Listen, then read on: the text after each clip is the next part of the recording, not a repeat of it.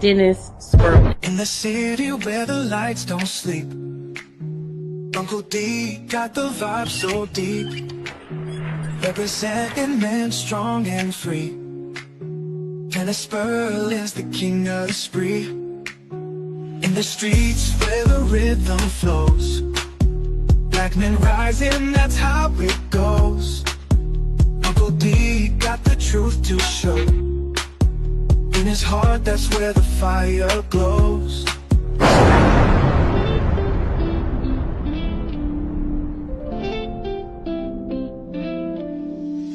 Late night tuning, light up the stream. Dennis Squirrel and wisdom gleam. Voices whisper truth and insight. In his podcast, feel the light. Harmony in every word. Truth and laughter you've heard. Well, that's all right. Wave after wave of smooth delight. Dennis brings the dark to light. That's the Blizzard, baby! Share the tales unfold. Stories warm like morning gold. Feeling the wisdom that's building. Subscribe and like time after time. Black men, black men, black men. I want to salute you. Your incarceration rate is down. The education rate is up. We up. We went from, we are doing great for ourselves. So you should salute yourself. Shout out to all the brothers out there, whether you're a truck driver or engineer, whether you're an electrician or garbage man, a doctor or lawyer, if you're a hard-working brother, if you fresh out the penitentiary, but you on your grind and you doing it legal and you trying to make amends for yourself, man, I salute you too, brothers. God bless you. This is Uncle D, and you know, I'm out.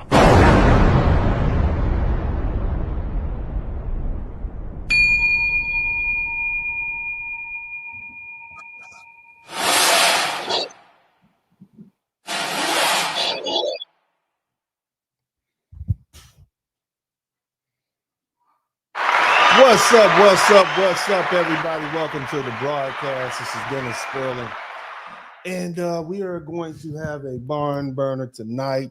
There has been a lot of political development since Donald Trump has been elected president. Number one, I mean, unless you haven't been watching the news or haven't been paying attention to social media, you know about these immigration raids, and they went in full effect immediately. You understand what I'm saying? I mean, like, golly, Donald Trump and those folks, they didn't waste any time, man. Check this out. ICE says he's a gang member with 17 criminal convictions in recent. You know what? Before I get started, let me be polite. A lot were released.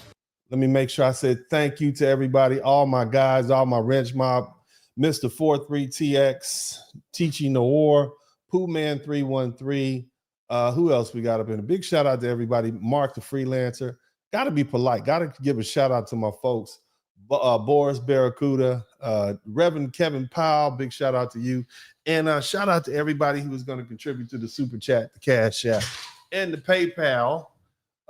It's running across the bottom of the screen. Nevertheless, I've compiled some footage of all these various ICE raids, and we're going to have a real serious conversation. Black people are indifferent to these illegal raids. Really, their indifference to the pain being caused. And as you know, Uncle D puts the footage together, but let's look at the evidence first. Bam, here we go. Hit the number one button if you can hear it. Illegal alien from Brazil who has an Interpol red notice for armed robbery. Salvadoran illegal alien charged locally with rape and released by a sanctuary jurisdiction. Dominican illegal alien charged with assault with a deadly weapon and heroin trafficking. Guatemalan MS-13 gang member facing gun charges. A sign of shifting priorities with the new Trump administration. This man, who was in the same apartment as the target, was also arrested after ICE determined he's also in the U.S. illegally. Ms. Boston says they will continue to go into sanctuary jurisdictions and do their job. Today was a good day. Today we took several significant public safety threats out of our communities. Unfortunately, I'm gonna slide this one for That's right. I came here too legally. Yeah, and making a difference, not hurting anybody, not stealing from anybody, earning your way. Well, God bless you for being on the Trump train. Now, I want you all somebody say work hard. Somebody say work hard. Somebody say stop resisting. Don't resist, right? If you work hard, right, you can make it in this country. Isn't that what they say? Thank I you. appreciate that. Like the black folks. Work God hard. is Somebody gonna say work prevail through hard. Trump. That's I right. believe this. I agree with you 100%. Mhm. Latinos for Trump, it is time to embrace the consequences of your actions. Fair use. I've always been a firm believer of fighting fire with fire. If somebody goes low, I'll go lower. Now, with that being said, I know for a fact that most Latinos for Trump have undocumented family members, whether that be their parents, siblings, aunts, uncles, etc.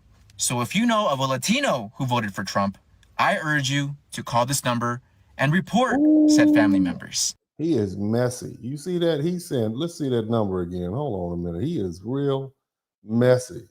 And report said family members. Nice. It's time that these Latinos for Trump get a taste of their own medicine and a taste of poetic justice. Now, I know what you may be thinking, Angel, this is extreme. And I agree. But extreme problems call for extreme solutions. And unfortunately, many innocent people are going to be affected by this. But you can't be that innocent if you raised a Latino for Trump. And before all of the Latinos for Trump come at me all angry, this is what you wanted. This is what you voted for. You should be happy. Let me see that smile. But now, I know why I voted for Donald Trump. I wanted to keep my taxes low. You see what I'm saying? I know why. But see, here's the thing: the vast majority of black people voted for Hillary Clinton. Nevertheless, I know that my interests align with the Republican Party right now. I have a good reason for voting for Donald Trump. Now, if I was Latino and I was an undocumented, or I had relatives who were undocumented, I probably would have voted for Hillary Clinton, just because, damn, this mama might have to go home. Daddy might have to go home. But this is what happens when you come to the United States and you practice what truly is anti-black racism. Let's just keep it 100, okay? And you think you're white and you think they'll accept you if you vote like them and talk like them and marry them and so on and so forth. But the thing that immigrants don't realize is that before you are treated like a white person in the United States, you have to be treated like a black person in the United States. Let me run that back. Before you get treated like a white person, whether you're Irish or Italian or whomever, they treat you like a black person first. And this is their chance at it. Keep listening. there you have it, guys. Once again, there is that number. You know what to do. It's time that these Latinos for Trump learn the hard way. But anyways, let me know what you guys think. A U.S. citizen and military veteran was detained and held by ICE today. You heard that right. A U.S. citizen who served in the military in this country was detained and held by ICE because he wasn't carrying any documentation that proves that he is a U.S. citizen. This took place in Newark, New Jersey, and the mayor issued a statement confirming that that individual's Fourth Amendment rights were violated. He also confirmed that ICE is stopping undocumented immigrants as well as citizens, residents, everybody. And I made a video a few days ago talking about how ICE agents will racially profile, and this exact situation can happen to you, whether you are a U.S. citizen, whether you're a resident. They can stop and not all U.S. citizens, not all. Okay, baby girl, not all the U.S. citizens. Okay, we not having that problem. Okay, as soon as they hear us speak, they know he from here. You understand? Let's just keep it 100.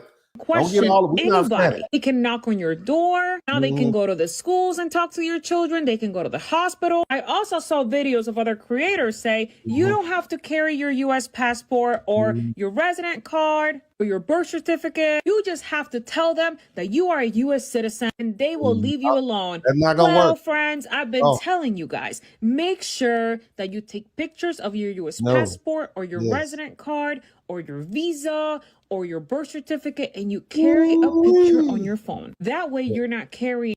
Y'all own it. Let's look at that. Look at that. Look at that. Look at that. Look at that. Look at that. Boy, look at that. Look at that. Oh man. See that right there? Yes, Lord. Y'all getting y'all wake up call. Praise God. Let's keep listening. Look at this. Look at this. Bam. Look at how they rolling through there. They out here. This is in. They trying to get us.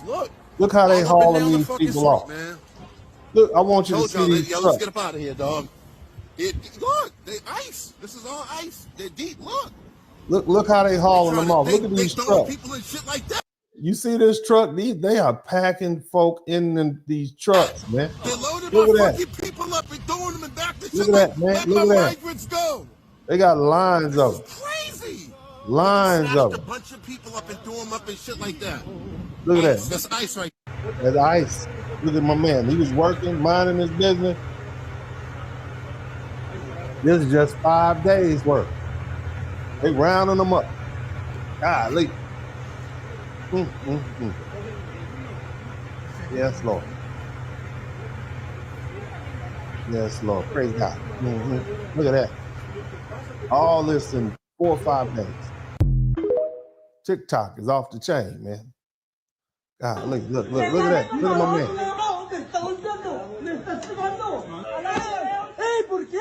My man just at Burger King trying to get him a Whopper. You know what I'm talking about? He at Burger King. Look, they always tell us, stop resisting. Just follow the law. Work hard, and you'll make it in the United States. That's not how it works. No, that's not how it works. There you go. This is purely for educational purposes. He's saying, look.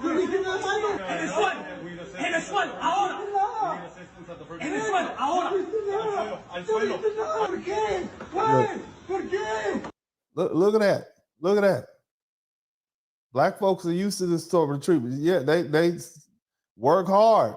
That's what they tell. Work hard. Somebody say work hard. All you got to do is work hard. And you can make it in the United States, right? Isn't that what they say? They got that taser. Man, I feel bad for them. This is police action. This is police doing what police do. He said, I didn't do nothing. That's what he's saying. No, he said nada. I didn't do nothing. And now she over there, why you being all rough with him like that, right? Don't stop. Isn't that what they tell black folk? Well, if George Floyd hadn't been resisting, right? If you black folks had just worked hard, right? Isn't that what they tell her? Keep listening.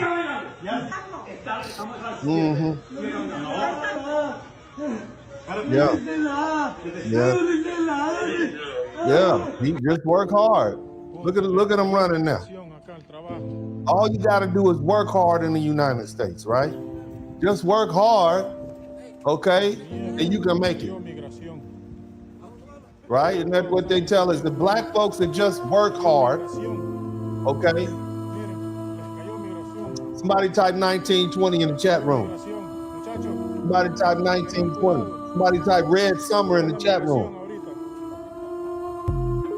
Somebody type Red Summer in the chat room. Somebody type Red Summer in the chat room. Keep going. Yeah. Warning, being Black, Asian, Hispanic, or any other race will end your life. And do not leave your house if you want to survive, as it's now legal for the government to end you, and it's being done everywhere. Yeah. People were terrified after teachers are now warning parents of violent school ICE raids. They're coming to get the kids out of the schools, and then the teachers have to, and the parents have to come pick them up, and then they arrest everybody and send them home. And not just sending them home. Shout out to my man Blue Baggins. I'm confused. Why are they having this victim mentality? Right, victim mentality. Somebody type victim mentality in the chat. Work hard, victim mentality, stop resisting. Isn't that what they tell us? Isn't that what they said, Trayvon Martin, if he was just more polite, right? If he was just more polite, then George Zimmerman wouldn't have been forced to take his life, right? Isn't that what they say? Somebody stop resisting. Arresting and ending the lives of all POC students at school. And a child that needs to run.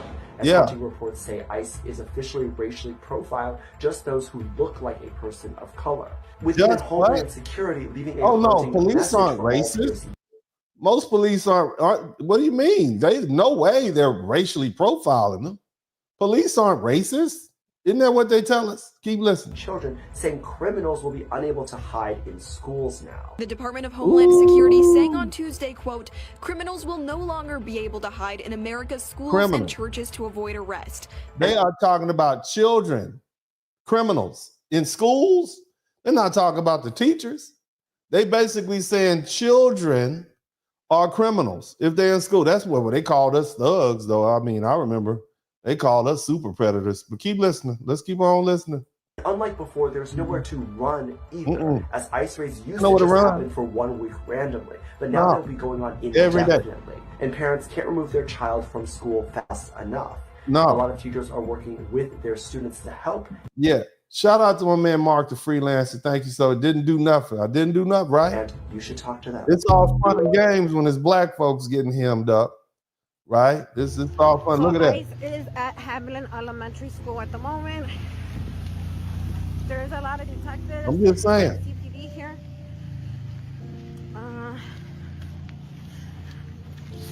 I don't know how many other kids are left in the school. I know a lot of parents want picking up their kids. People got to pick the kids up. Families being separated. You know anyone in this area, 47th to Bishop, that go to the elementary school? Yeah. Have someone with papers come pick up their kids. Mm-hmm. Because this ain't right. Have someone with papers. You can't even go pick the kids up if you don't have papers. They'll take you to jail. You see what I'm saying? This is where we at. Welcome to America. Somebody type welcome to America in the chat room. Let's keep listening. Keep on going. Picking up these little minors, these little kids, scaring the shit out of them. Yeah, well, our kids are scared too. Somebody type Jim Crow. You don't think our kids were scared when they were going to school and whatnot? Yeah. Oh, you didn't know?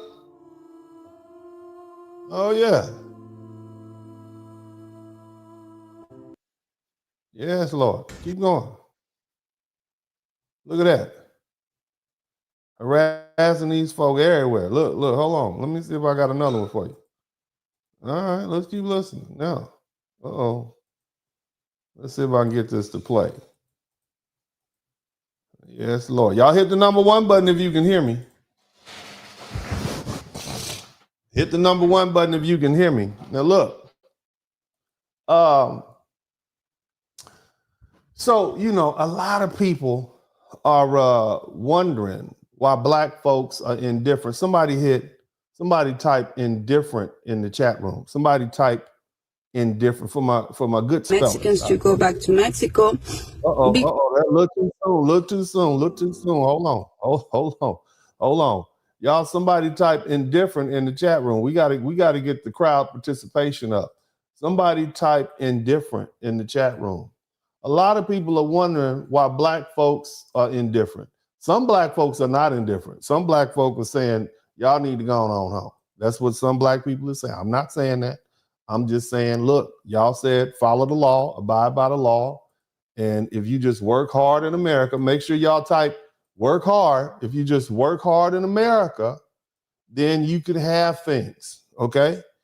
If you just work hard in America, you can have things. America is the land of opportunity. And you black folks are just making all this up. I come here, I work hard, and I'm successful. Okay? That's what they told me. Okay, that's what they told me, right? Now I want to show y'all something. Okay, because let me so much to talk about. Let me just go ahead and do my opening. Y'all get the point. You see people catching hell, right? You see that? You see that? People catching hell, and look at that, getting hemmed up. Look at them running. Look at them running them down. That's ICE, baby. ICE is running them down. They running. Okay, running them down. Bam. Look at that. Look at the Pope. That's not even the Pope. Look at ICE. Okay. Look at them running, man. Why are they running? Stop resisting. Somebody type stop resisting in the chat room. You shouldn't run from the police, right? Isn't that what they tell us? They don't run from the police. Why are they running from the police? Why are they resisting? Huh? Why are they resisting? This is what I want y'all to understand. Look how quickly, when it's not a black body being slammed to the ground and chased by the police, look how all the rules change up. Look at how everything changes up when it's not a black body. I find that very interesting. I'm just saying. And I don't want anybody to gloat in these people's pain. We don't want to be ugly. I just want to point out why black folks are indifferent. You see? Because you've seen us go through this for centuries, for decades, for years. And everybody tells us to stop resisting, work hard. And this is not just directed to the Latinos. I'm talking to the Africans and the Black Caribbeans. When y'all just come up in here and say, hey, we can make a lot of money. I don't know why it is if you just work harder. You see what I mean? And that even they running up out of here. You understand me? Even the Nigerians, they work hard. Why? You know what? Look at this. Look at this. I want you to see this one. Does anybody have a valid visa currently for Where the they United going? States? Where Yes. you? It expires soon. Yes. Are you aware that the very minute I just want you to understand where this is. This is some Nigerians at the Canadian border, okay? Getting the hell out of America. Somebody type work hard. Work your hard. status in the United States is nullified? Oh, hold on a minute. Have Hold you on. started a refugee claim in the United States? I thought so. The Nigerians are up here at the Canadian border, and the Canadian immigration said, look, are you sure you want to do this? Okay.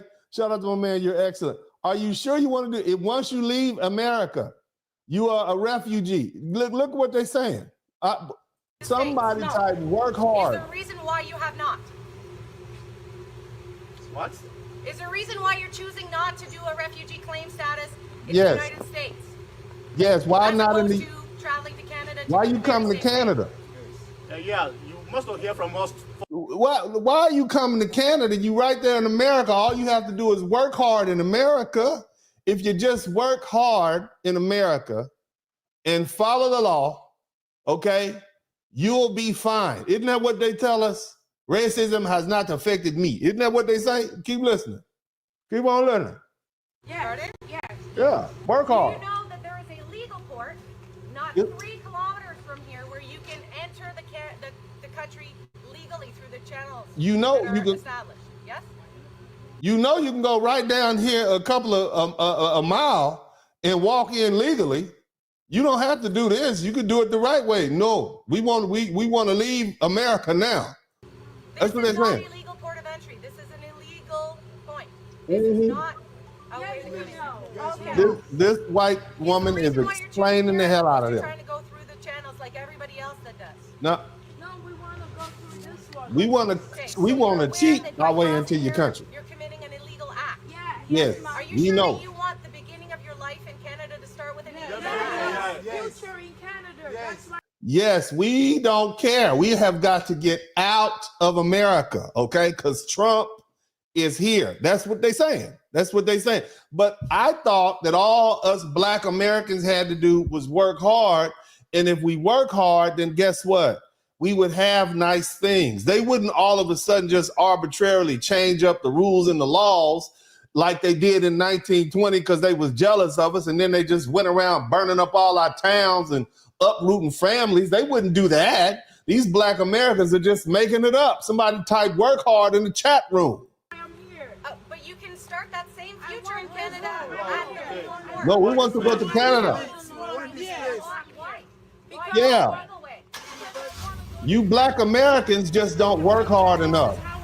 You make excuses. I don't have a legal. I don't have any family in Canada. I don't have a Y'all don't even have family in Canada. Oh, okay. Y'all just gonna go. Okay, I get it. Keep going. Let's keep listening. This is not a legal port of entry. This is Y'all are cheating the system. This is not a way to go. Okay. Is the reason why you're choosing here as opposed to trying to go through the channels like everybody else that does? No, we want to go through this one right here. Okay, so you're aware that We want to go through the illegal way. We don't want to go through the way that we're supposed to do. We don't want to follow the law. We don't do any of that. No, we want to do it the illegal way. Keep listening. But remember, work hard. Work hard. Keep going. That's what they tell us. Are you sure that you want they don't give a damn. in Canada to start with an Future in Canada. Yes, we want it to be illegal. That's what they're saying. I'm just listening.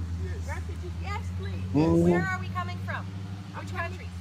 Sorry? Which countries? Nigeria. Okay. We come from Nigeria. That should your refugee class status be refused through Immigration Canada, you will be returned not to the United States, but in fact to your home country of Nigeria. I understand. Yes. Okay.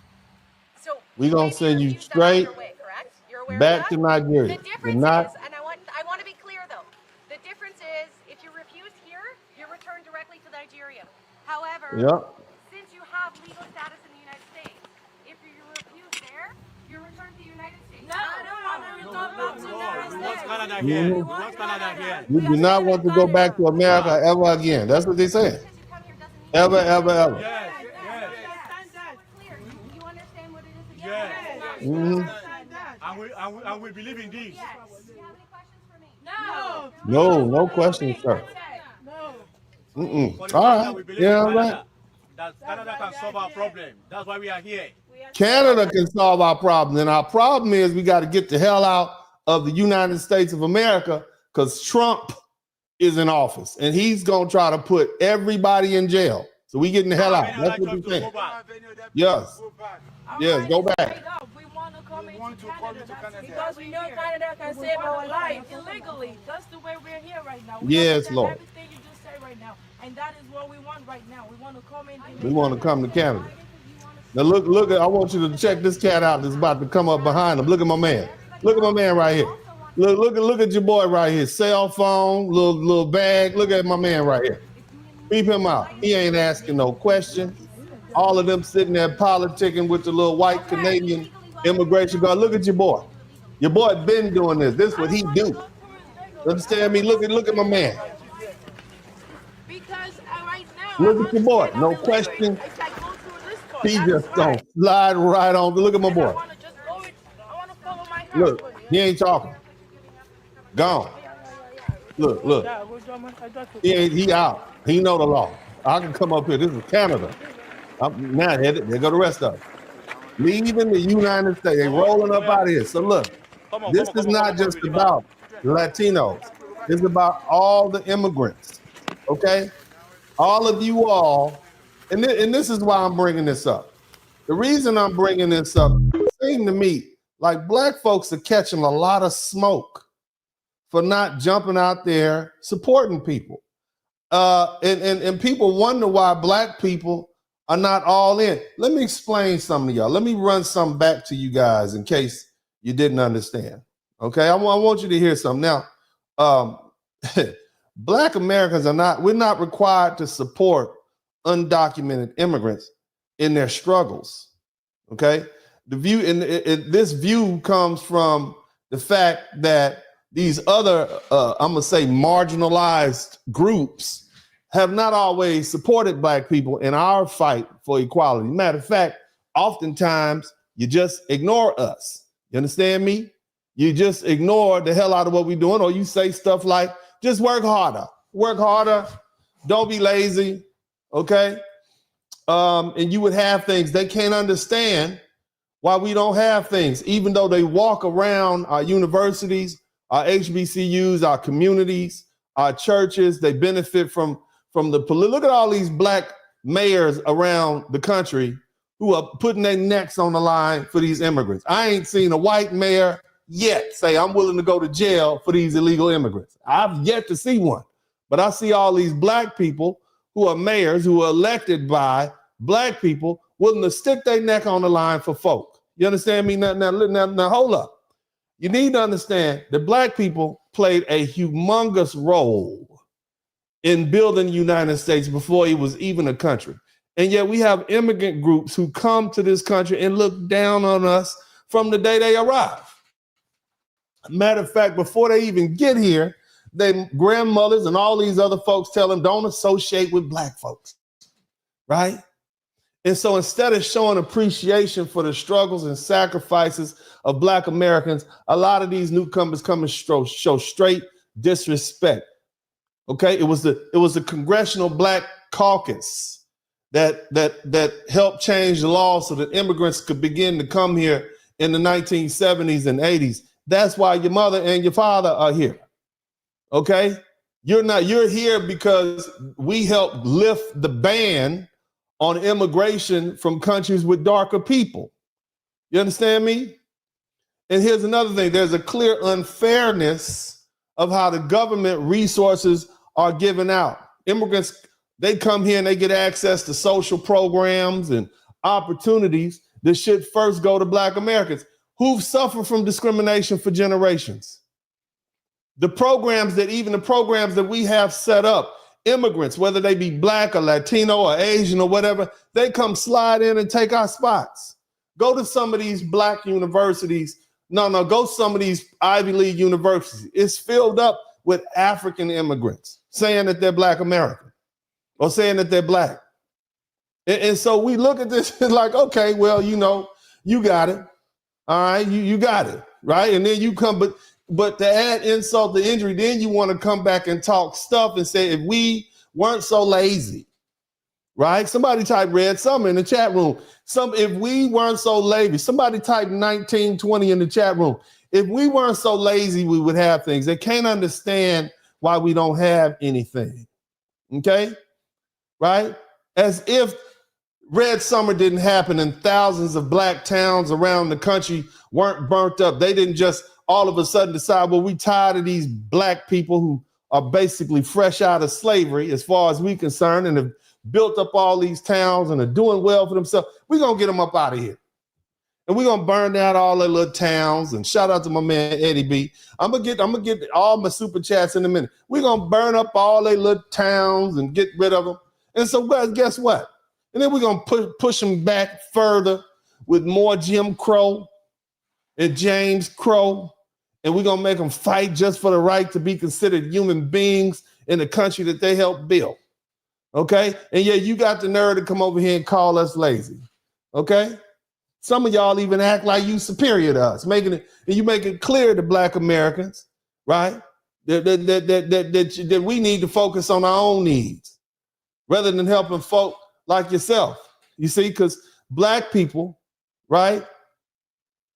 We need to be careful when other marginalized groups ask us for help, right? Because see, true support is based on mutual respect and shared struggles.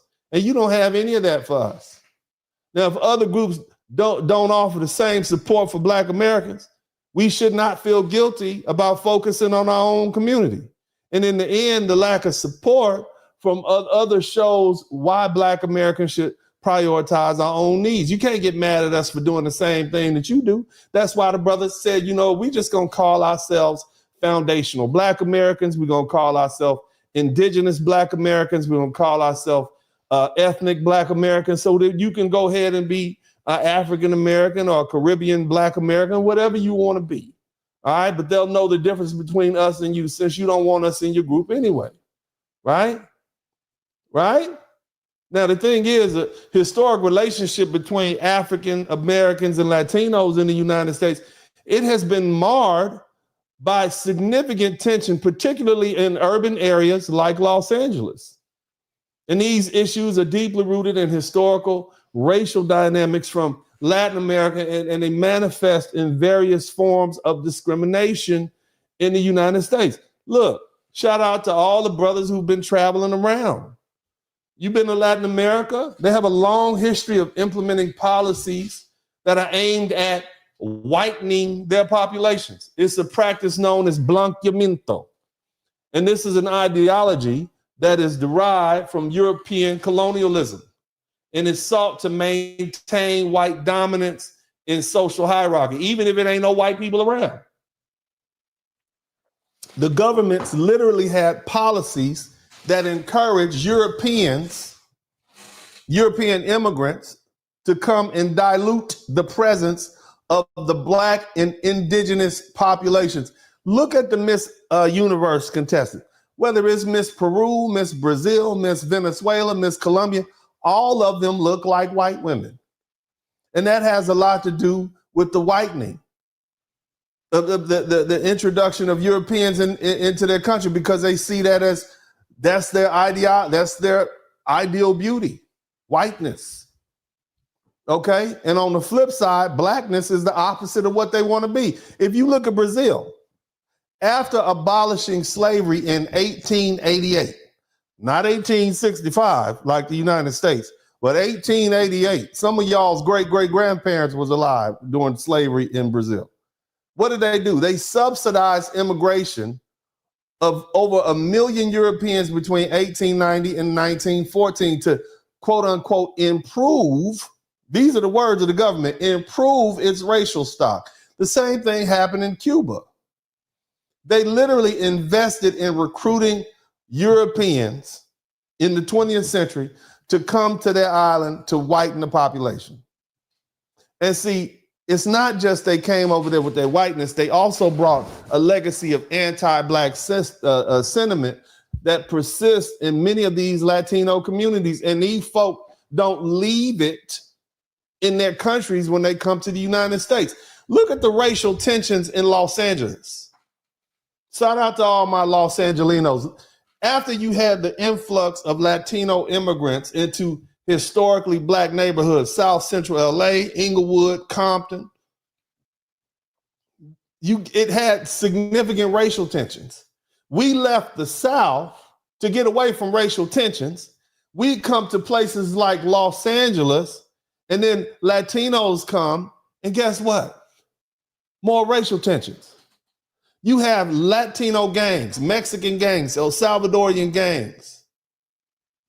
They are documented in engaging in systematic campaigns of harassment and brutality to try to drive Black residents out of their areas. Shout out to man TIQS. There was a gang, the Azusa 13 gang in Azusa, California. They had a little water park up there. I remember going there in middle school, what we call junior high. The Azusa gang, this is a Latin gang. For decades, they put forth an effort to try to intimidate Black people who live there and force them out the city. That's the KKK. And it took until 2011, the feds had to come in and they literally indicted over 50 members of the gang for conspiring to terrorize Black people. This is in Los Angeles, California. You had another gang, and the police know about it. The city councils know about it. The mayors know about it. But you had another gang called the Avenues. They had a history of hate crimes against Black people. They'd been implicated in multiple violent incidents, including the 1995 murder of a 3-year-old child who was shot, a little girl who was shot in her family's car because they made a wrong turn in gang territory. You see, so and here's the cold part. It doesn't, some of y'all say, well, that's just street gangs. You can't control that. You got the sheriffs in Los Angeles, and they literally have sheriffs, racial discrimination that practice racial discrimination in Black communities in Southern California. So this extended beyond street gangs. This is law enforcement. This is a concerted effort. And they even had investigations that revealed the existence of deputy gangs within the LA County Sheriff's Department, such as the Banditos and the Executioners, which were accused of promoting racist practices and targeting Black residents. So Los Angeles is a city, and then you have Los Angeles County. The sheriffs patrol the county. So within the county, you're going to have Inglewood, you're going to have Compton, you're going to have the city of Watts, but it's really Los Angeles. And these sheriffs would go to places like Compton and whatnot, and they would beat up the Black folks out there, okay? And try to run them up out of there. And this is systematic. This is not just the one thing. And so guess what's happened? Because of these combined pressures of gang intimidation and institutionalized discrimination, they created an environment of fear and marginalization for Black families in sunny Southern California. I'm not talking about the KKK family. I'm talking about Mexican and El Salvadorian gangs. I'm talking about Latino gangs marginalizing Black people. You had an incident in 1991 where a Black family's home was firebombed in Ramona Gardens housing projects by Latino gang members. And that's how severe the threats are. And so these acts of violence are often intended to try to scare and force black people out the neighborhoods. And so it's led to a lot of significant displacement in the community and a lot of fragmentation, as if we don't have enough problems. You understand what I'm saying? Are y'all with me on this? I want you to understand what we're dealing with. So here's the thing. When I hear Latinos complain about black people and us not supporting them, you got to understand, we recognize your racism, family. Can we recognize your racism? We see it for what it is. We as Black Americans are hypersensitive to racism. We see it all the time. Our culture is designed to recognize it on the spot. Now let me segue on over to my Caribbean and African immigrant brothers and sisters. There is a deep, festering issue of intra-racism that exists between Caribbean and African immigrants and foundational Black Americans, FBA, or what you want to call them ethnic Black Americans, or you want to call them indigenous Black Americans, whatever it is. And for far too long, we've welcomed these groups with open arms. Okay, we fought for their rights and we paved the way for their success in our country, and only to be met with condescension, disrespect, and outright betrayal. They'll come here, they'll reap the benefits of our blood, sweat, and tears, and yet they have the audacity to turn up their noses at us. I'm just saying it is what it is. They berate us, they mock our culture, our struggles, and our way of life. And they act as if the systematic oppression that we have faced for centuries in this country is somehow our fault. As if we have not spent generations resisting and fighting and building. But the problem is, every time we build something, they'll tear it down. And they typically, this time, they didn't just tear our buildings down as they did in the 1920s. Now they tore our families down. Okay, and you got these immigrants, and I'm talking about my Black immigrants coming from the Caribbean, coming from Africa, okay? You would absolutely have no footing in this country without the relentless advocacy of foundational Black Americans or ethnic Black Americans, okay? You show up and you quickly forget that it was us, not you, who forced America to open its doors to acknowledge the racial injustice and establish the civil rights laws that you now exploit. You come here and you leverage the economic and social structures that we fought to create, and yet you act as if your arrival makes you superior to us. And see, here's the cold part about it. Africans and Caribbeans, you don't identify with being Black until it's convenient. More often than not, you prefer to cling to your immigrant identity rather than stand in solidarity with us in the struggle against systematic racism. Now, this is not across the board. This is not all Black folk from the Caribbean and the other parts of the diaspora like Africa. It's not all of you, but a lot of you all, okay? A lot of you all turn your back on us when it's convenient and opportunistic. And then when it comes to obtaining resources and navigating employment or benefiting from what was affirmative action and is now DEI, which is now dead, these sort of programs that exist because of our hard-fought battles, then you suddenly remember that you're Black, right? Oh, then you're Black then. You know what I mean? But when it's time to take on the burdens of Blackness in America, when it's time to call out injustice, to stand up for our fallen, or to build Black communities, then you're nowhere to be found. Instead, you distance yourself and choose to side with the very white supremacist system that oppresses all of us. And let's be clear, many of them openly collaborate with the enemy. I mean, let's just keep it 100. Instead of standing shoulder to shoulder with us, they align themselves with the very institutions and individuals who seek to dismantle and erase our progress. They're parrot anti-Black rhetoric, look down on us with an air of superiority, and perpetuate many of these harmful stereotypes that further divide our people. And when it's time, or when it's in the workplace or in politics or social spaces, they're so quick to undermine us, competing for the same little scraps and hand-me-downs and handouts by those in power, while simultaneously criticizing us for not working hard enough. Somebody type "work harder" in the chat room. Somebody type "work hard," and all you gotta do is work hard, right? Right? If you just work hard, yeah, you know, their immigration is not gonna bother us. We work hard.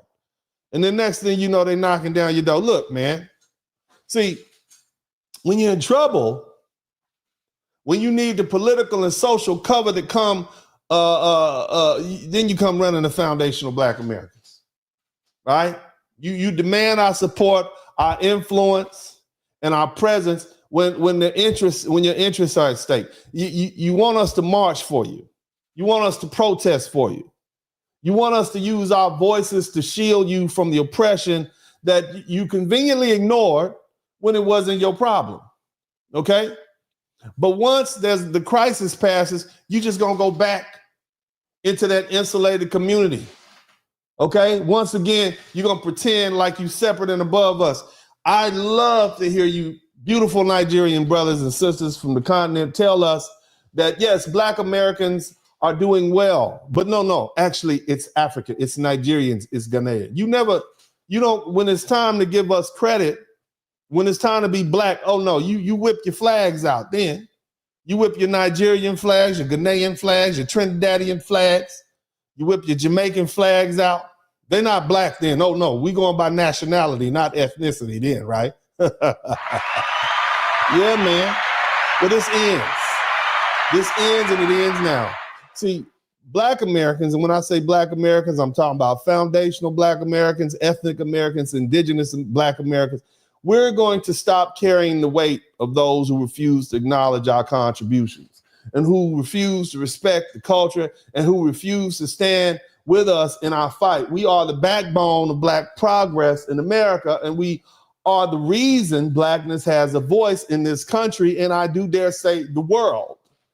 See, we have set the foundation, and it's time we stop allowing others to exploit it while showing us nothing but disdain in return. We have always been the pioneers and the ones who forced this nation to change. It is our ancestors who endured chattel slavery, who fought in the streets, who built the movements from the ground up. We didn't come here seeking refuge.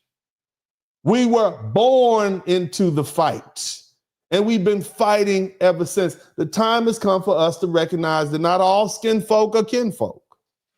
And we must protect our legacy, our interests, and our communities from those who seek to leech off our progress without honoring our struggle. If you can't respect us, if you can't stand with us, if you can't acknowledge that you stand on the ground we fought for, then you're not with us.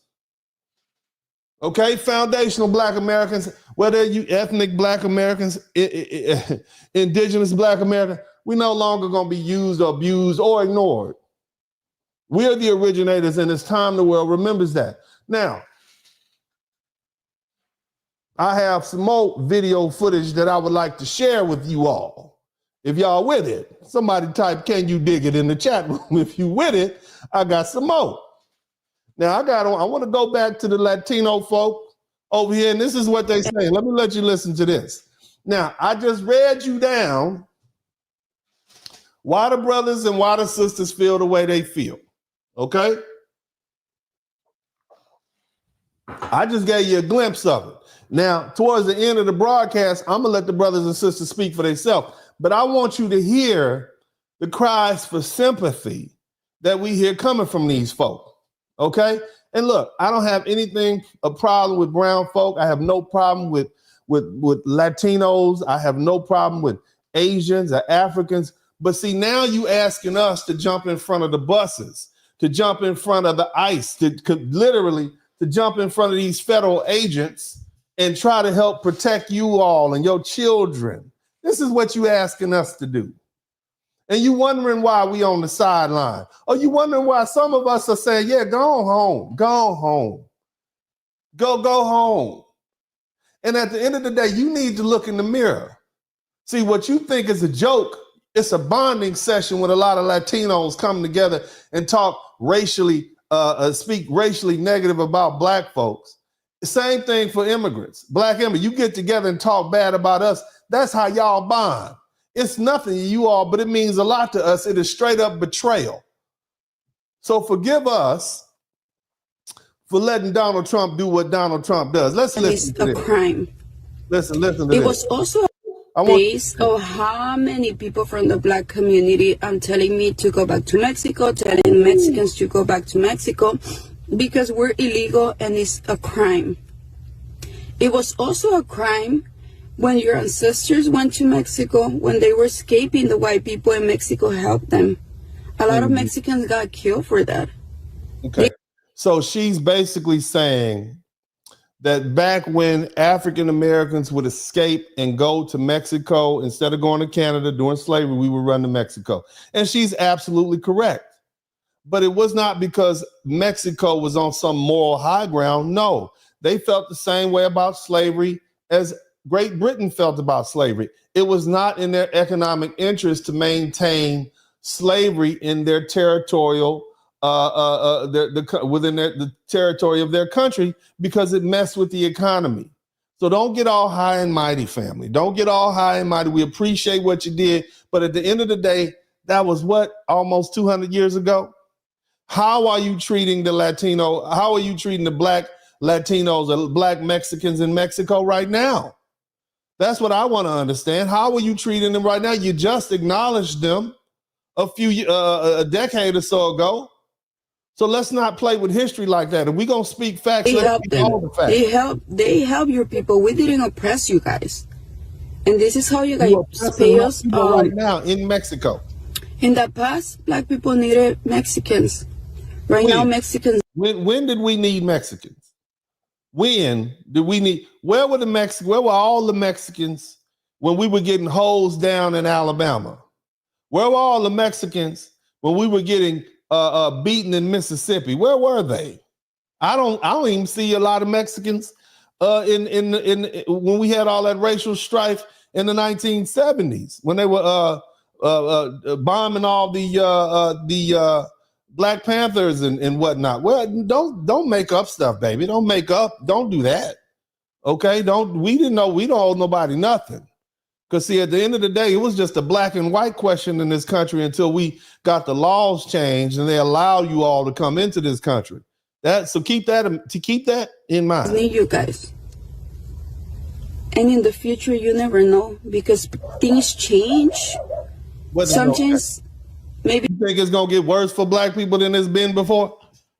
I think we pretty much been through everything there is to go through. We've been through genocide, slavery, homicide, over incarceration. They flooded our communities with dope. They hit us with psychological technology to make us not even like each other. What more can you do to us?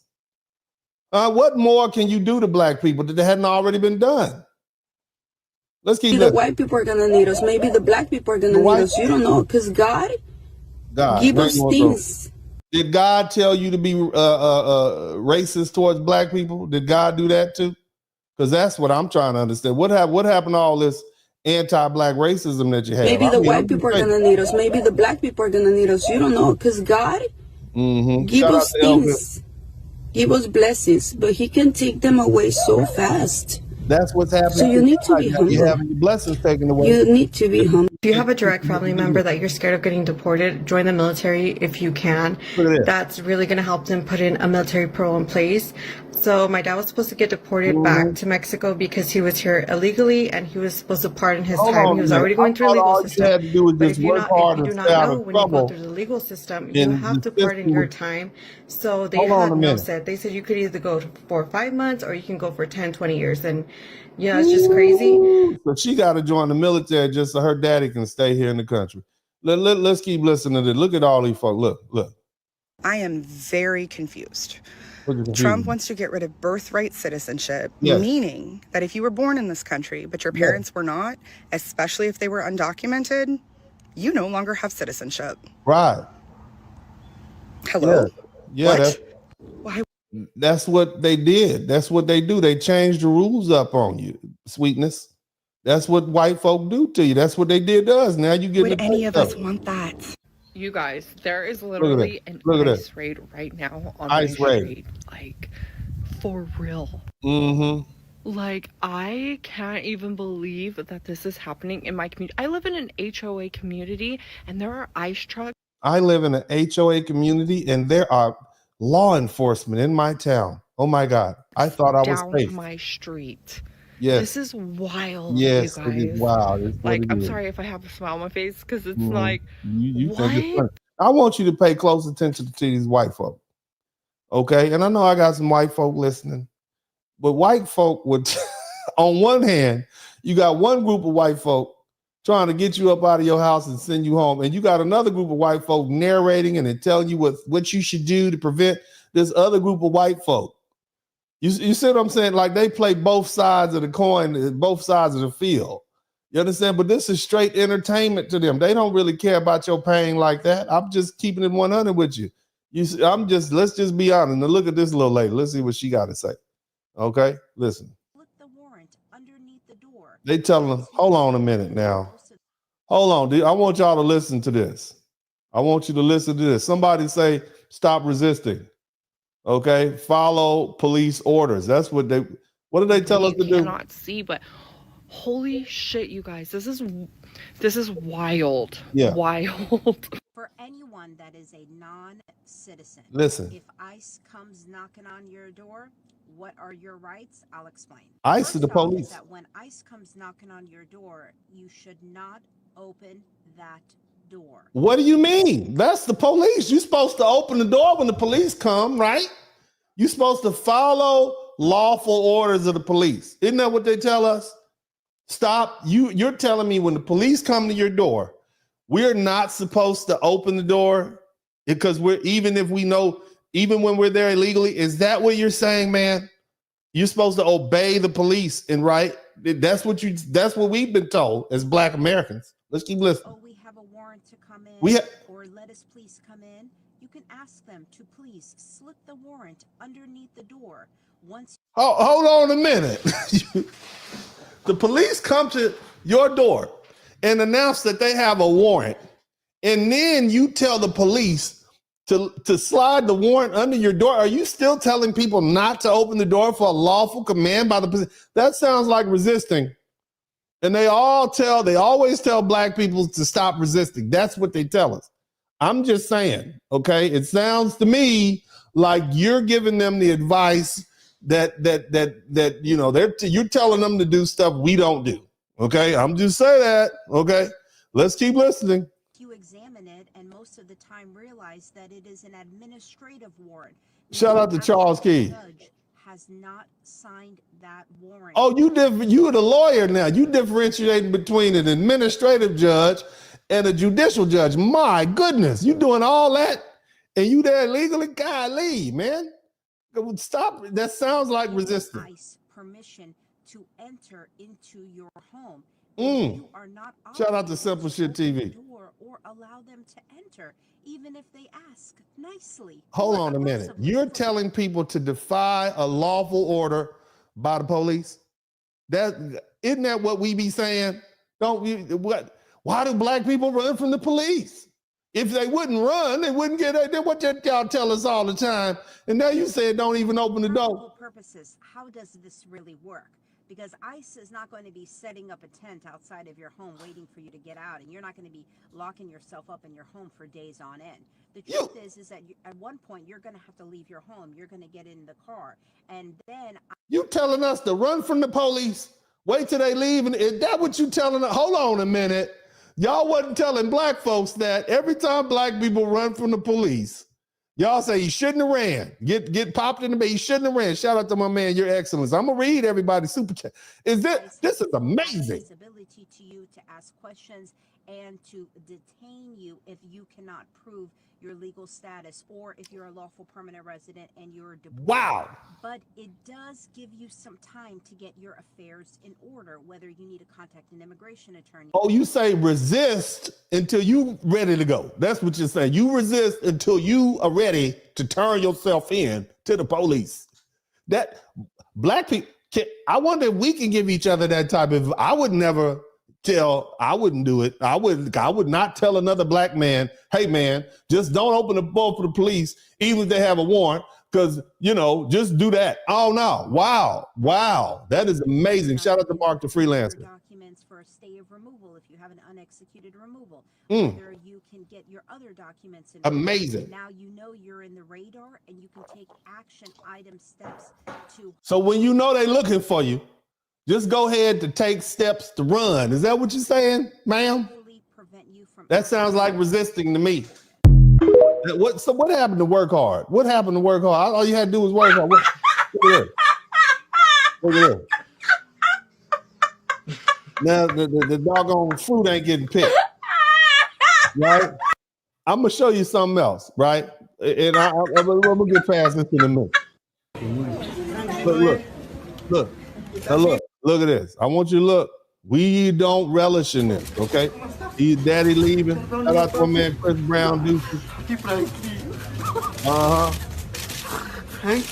Look at that. You going home. Y'all, but see here, as you watch this, I want you to understand that there was a lot of Latino people who voted for Donald Trump. And they knew they had relatives, okay, who were undocumented. A lot of Latino people voted for Donald Trump. Now, I voted for Donald Trump.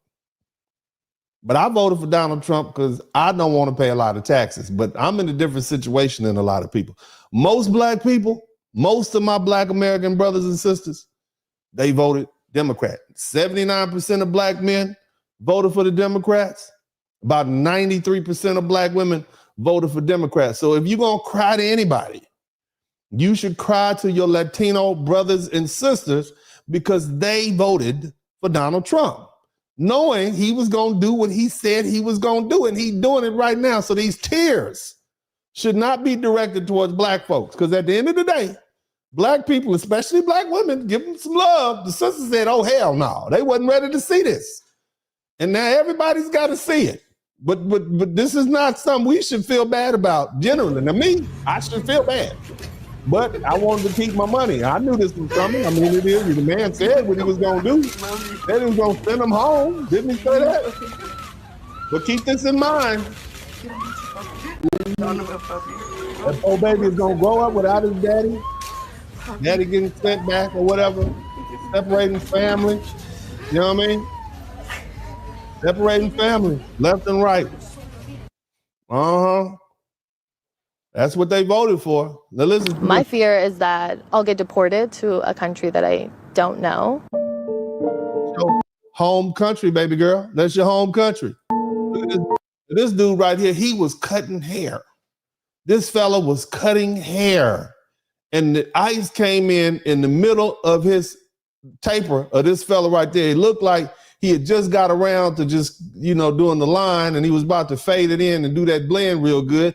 And ICE came right on in there and said, no, player, put the clippers down. No, put the clippers down. No, you coming with us. Look at this. This is what they did. This is ICE. They voted for this. Black folks voted for Democrats. Black folks voted for Kamala Harris. Whether you like it or not, this wouldn't have been happening then. But a lot of Latinos voted for Donald Trump. This is what you voted for. And so how you going to come ask us to jump in front of the bus and save you? Y'all ask me. The thing also that I want to make a note of is that shout out to my man Rich Turner. Tickets did get canceled because. Now I want you to understand this. This is LA during the fire. This is how cold-blooded ICE is. It's houses being burnt down. Shout out to TIQ. Houses are being burnt down. And they out here, people came they rounding them up. Immigrant family who had to move away from their home because ICE was checking in on them. And ICE is like a baby mama. That's so sad. Yeah. I feel you, baby. Y'all voted for the man. On top of it, I also want to say that in times of crisis, ICE tends to show up and try to deport individuals. In times of crisis, ICE shows up, okay, and takes people and deports them. Isn't that? I mean, that's welcome to America. This is the America Shout out to my man, Banzerite Light 1. This is the America that black people have been telling you about. This is the America that, you know, all you have to do is work hard and you can do it in America and racism doesn't affect you. If you don't think this is racism, I ain't seen a Ukrainian get sent home yet.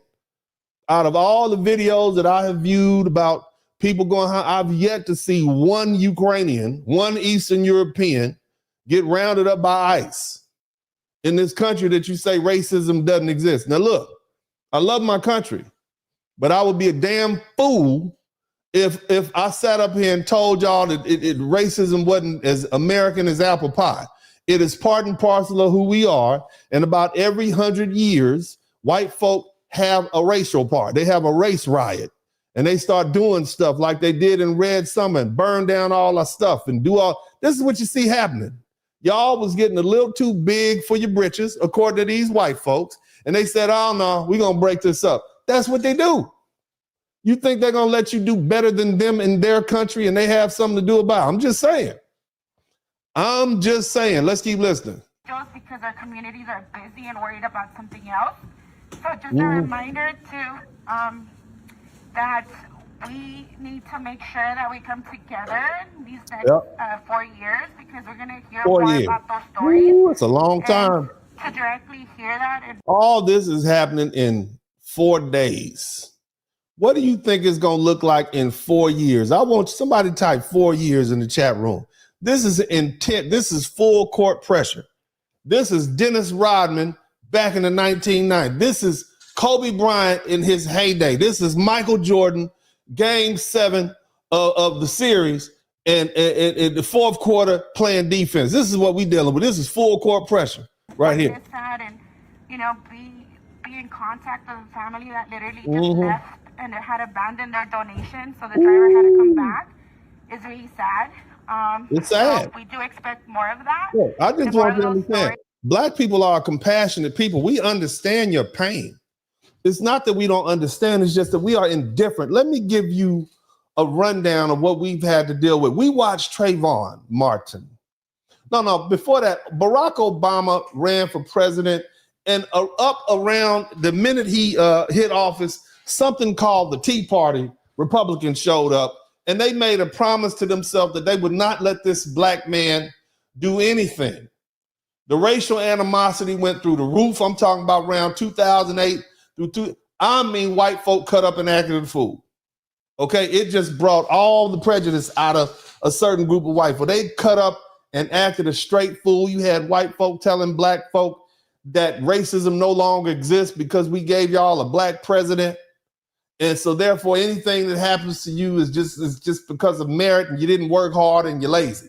And so we literally had to deal with 8 years of foolishness. And then to top it all off, Trayvon Martin, who was a young boy, he probably would have been 30 right now. He was walking home with a little drink in his hand and a snack, and he got shot by a man named Zimmerman that tracked him down and shot him, not a police officer, just a regular old dude down in Florida with a gun who thought he looked suspicious. We had another young man who was playing his music in his car. A white man walked up to him and said, turn that doggone music down, and shot him in his car. Had so many incidents back to back to back. Ferguson, all of these. This is what we dealt with. And then to top it all off, we had to watch a black man get choked out for 8 minutes, 9 minutes. Okay, we had to watch that. We had to watch somebody that looks like our uncles, that looks like our relatives. We had to watch that over and over again. So let me just say, on behalf of all black folk, we are exhausted. We endure racism online, Twitter, Facebook, YouTube, all of these different platforms daily. We are exhausted. And for you all to ask us to now come up and step up and jump in front of this freight train that's coming for you, that is just too much. We are tired. Hell, we even tired of each other. Half the time we see black folk arguing with each other. We tired of each other. And you want us to come together and support you, especially considering how racist you have been to us. I'm not just talking about the Latinos. I'm talking about the Black Africans and Caribbeans too. You want us to come from our and Black women are done. I can tell you that now. They are unbothered. Now, oftentimes Black women can kind of get Black men up off the couch. Even now, when we don't really get along. If we see a sister out there, we'll probably come jump along the protest line with her. But they are undone at this point. They are done. They are unbothered. They are not coming to your aid. And if they ain't coming, brothers damn sure not coming. And so this is where we are.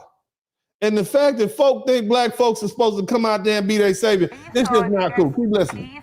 Every time we ask for community help to come together on social media especially, it really does create public interest. And a lot of you guys don't know, but creating public interest around an immigration case is important because then authorities I'm going to just tell you like this. These folk that don't like you, they laughing at your tears right now. I just want you to understand that all this pleading for sympathy and crying, they laughing at you. These are the people that you're dealing with. They are laughing at you. They're saying, good riddance. Get them out of here. That's what they're saying. They are laughing at your tears. So them little tears and them little soft voices that you wonder why Black women are so hard? Because they learned a long time ago that tears don't get them anywhere. They learned that. Black men learn that the only time we get racial progress in this country is when a Black man dies, whether it's Emmett Till, Medgar Evers, Dr. Martin Luther King, Malcolm X.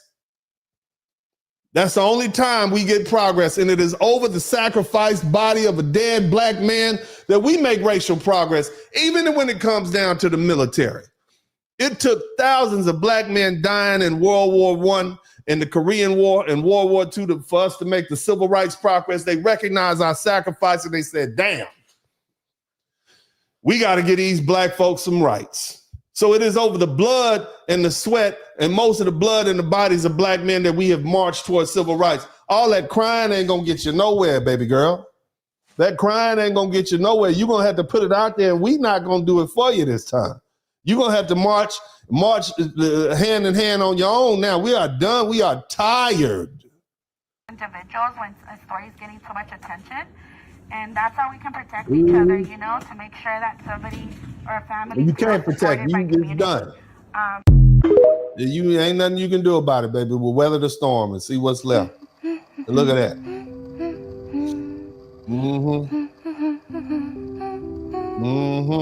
We not a heartless people, but the tears are not gonna get you anywhere, baby.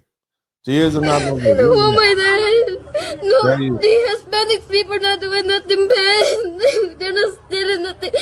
I can't do nothing but please open the door for the parents. So this little girl is saying they have taken her parents away and locked her up, and she out there by herself. She don't have nobody that can come take care of her. Look at that. See, that's what she's saying. I'm so lonely right now. I need my dad for me. My daddy. And for all you Latinos, this is who you voted for. You voted for Donald Trump. Now, I want y'all to understand something. And you're going to start seeing this video. I know enough about Latino people. A lot of them are like, shh, I'm not Mexican. I'm El Salvadoran. I'm not Mexican. I'm Honduran. I'm not Mexican. I'm Puerto Rican. I'm not Dominican. I'm Colombian. Matter of fact, I'm Colombian, and I came in the country the right way. My parents came, my sisters came, everybody came the right way. So they differentiate themselves between nationalities in addition to who has papers and who don't. So a lot of them don't feel empathetic towards what we would consider their own people, but they're very separate people, very separate nationalities. They share some common languages. Even though the dialect is different, it'd be like us feeling sorry for people who Black indigenous people in Australia. We all are Black melanated people, but we don't know them. Different culture. They're as foreign to us as a Martian, even though we have some common ancestral roots.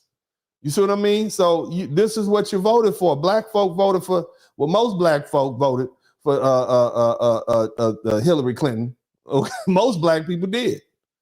So who is to blame for this? You wanted to vote along with them white folk, you did it, and this is what you get. My dad didn't do nothing. He's not a criminal, so the government, please put your heart. Let my parents be free with everybody else, please. I know most black people who look, we feel bad for this we feel bad for this child. We are a loving, kind, wonderful, empathetic group of people. We are some of the most wonderful people on this planet. Black Americans specifically, we empathize with people, we open up, we let you in. We are wonderful people. We are not hard-hearted, cold-blooded people. But at the end of the day, what would you have us do? Don't leave the child with cryness and everything. So I just wanted to record this. I'm driving on the 60. There's a white government truck unmarked. It says K9. I think that might be an ICE vehicle right there. You guys, please be safe. Be careful. Stay home. Know your rights. Stay home. Know your rights. Yeah. The number one topic that everybody's talking about is TikTok. I want you to hear this cat. I want you to hear the cold-bloodedness in his tone. Listen to him. Going away, that everybody's lives is ruined. But man, I'm worried about my family getting deported back to where they came from, gang. What the fuck? Well, they got ICE and Border Patrol, Customs, all that shit coming here to take people from their homes or wherever the fuck. We don't even know what's going on. In all the 21 years that I've been here, I ain't never had to worry about none of that shit. But when I tell y'all, I am the only person documented in my entire fucking family. You heard what he said. I've been here all my life and I don't have to worry about none of that. I'm the only person documented in my whole family. So I want you to listen to who he blames for getting sent home. Listen to him. Listen. It's crazy to me how much we take for granted. We literally create our own problems when we literally have a whole land of opportunity, bro. He's saying he's still on that America's the great. All you got to do is work hard until they change the law and say, if both of your parents was illegal and you came here and they had you and they weren't legal at that time, you were an anchor baby and they say you got to go too, then he going to be saying how unfair it is. This is a Latino fella. Okay, I just want you to understand that.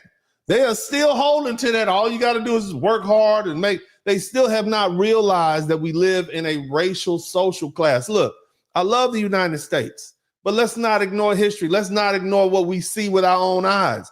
We know what we are.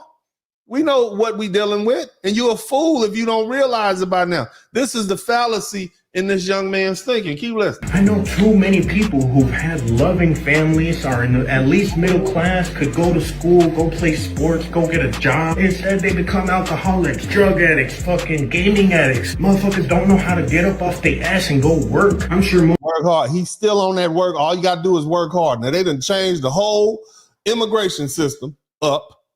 Right. And he said, oh, no, all you got to do is work hard. It has nothing to do with your color. Again, I don't see no Ukrainians. I still have yet to see a bunch of Ukrainians being sent back to Ukraine. I maybe y'all can send me the video. I haven't seen it yet, but let's keep listening. Y'all understand where your people came from. And I hope y'all know, like, man, they fought so damn hard for you to be here. And if you come here and don't do shit, what's wrong with you, man?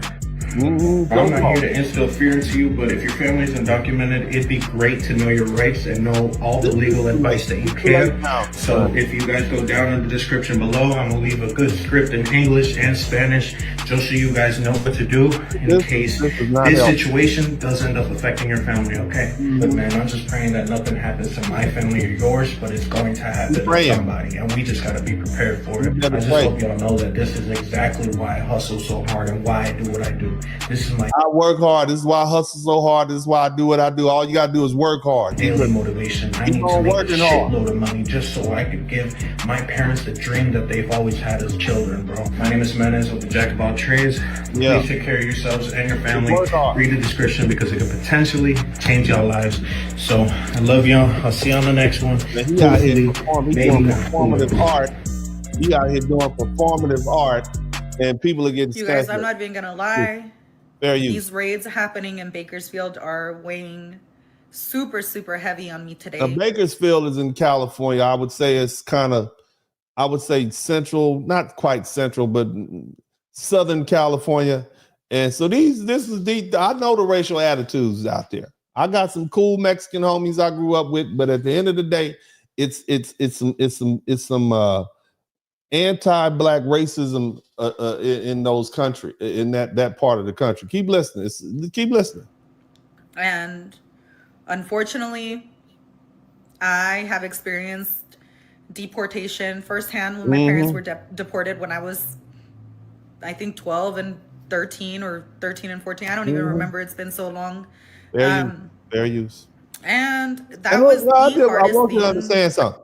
It's difficult to watch this. We empathize with people. We do. We empathize with people. We are, as a black man, you know, irrespective of what we've had to endure, and I can speak on behalf of most black men, I would say all black, a vast majority of black men and black women. We are loving, caring people. We don't want to see anybody in pain, but what would you have us do? You voted for Donald Trump. You kind of been low-key racist towards us. Y'all get together and say mean things about us. Well, you ostracize us politically. You understand what I'm saying? I'm just saying. What would you have us do now? I had ever gone through in my entire life. Until this day, when I think about that little girl having to say goodbye to both of her parents, it's absolutely heartbreaking. That's the little one I showed y'all I literally earlier. have a knot in my throat just thinking about it. And more than anything, I feel horrible for these kids because I wouldn't want anyone, not even my worst fucking enemy, to go through something like that. Well, black folks had to go through that. I just know I tried my best to be okay and try to come out on top. Here's the cold part. Black folks had to deal with that just recently. In 1994, there was a senator, you guys might know him, his name was Joseph Biden, and he came up with a law that he called the Biden bill. And then there was a president who came in, and his name was William Clinton, and he signed the law into place. It was called the 1995 crime bill. And this crime bill specifically targeted black men and black women for possession of crack. Now, crack, if you all don't know, is a derivative of cocaine. It's mostly powder and some other substances. And the thing was, the cocaine was not grown in the United States. It was grown in places like Peru and Colombia and such. Shout out to my man Cletus Carter for the first cash out. And what they would do is the government, through the CIA, would bring the dope to the United States through some drug dealers, and then take the money from the dope and buy guns, and they would supply the Contras and these other folk because the United States Congress said, nah, we're not going to fund this. And so they had to figure out ways to do it. Nevertheless, they killed two birds with one stone. We don't ever want these black folks to rise up again. So what we're going to do is we're going to poison their community. We're going to flood their community with dope. We're going to divest all of the plants and the middle class, medium middle class style paying jobs. And we're going to let them tear themselves up because we don't ever want them to rise again. Okay. So we have to have, we've dealt with that. And some of you say, well, those guys went to jail for 3 strikes and they went because they broke the law. They went to jail because they broke the law. Somebody type break the law in the chat room. Somebody type break the law. Those black men and black women were separated from their families because they broke the law. The reason those black children didn't have their fathers is because those men broke the law. Somebody type broke the law or break the law in the chat room. And when you break the law, then your children will be separated from you, right? So if you break the law, because that's what they were doing, right? That's what those men and women who are addicted to cocaine and crack were doing. They broke the law, and so they had to go to prison, and their children got separated. They shouldn't have broke the law, right? That's what happened to black people. And so now let's fast forward to 2025. These folk who came into this country broke the law, and now they're being arrested and sent home. So they're suffering the same thing that black people had to suffer. That's why those children are now don't have their parents, because the parents broke the law. So it's the same thing, but you weren't sympathetic to us, but you want us to be sympathetic to you. It's been plenty of black men and women and children who've cried for the loss of their parents and loss of their children and been separated from family. Look, I'm just giving you what you gave us. I'm all you folk who telling black folks we need to jump in front of this freight train and put our lives and our reputations and our finances online to save people who didn't even want to save themselves. Y'all could have voted for Kamala Harris. You could have, but you wanted to vote white. And you thought that was right. And this is what you got.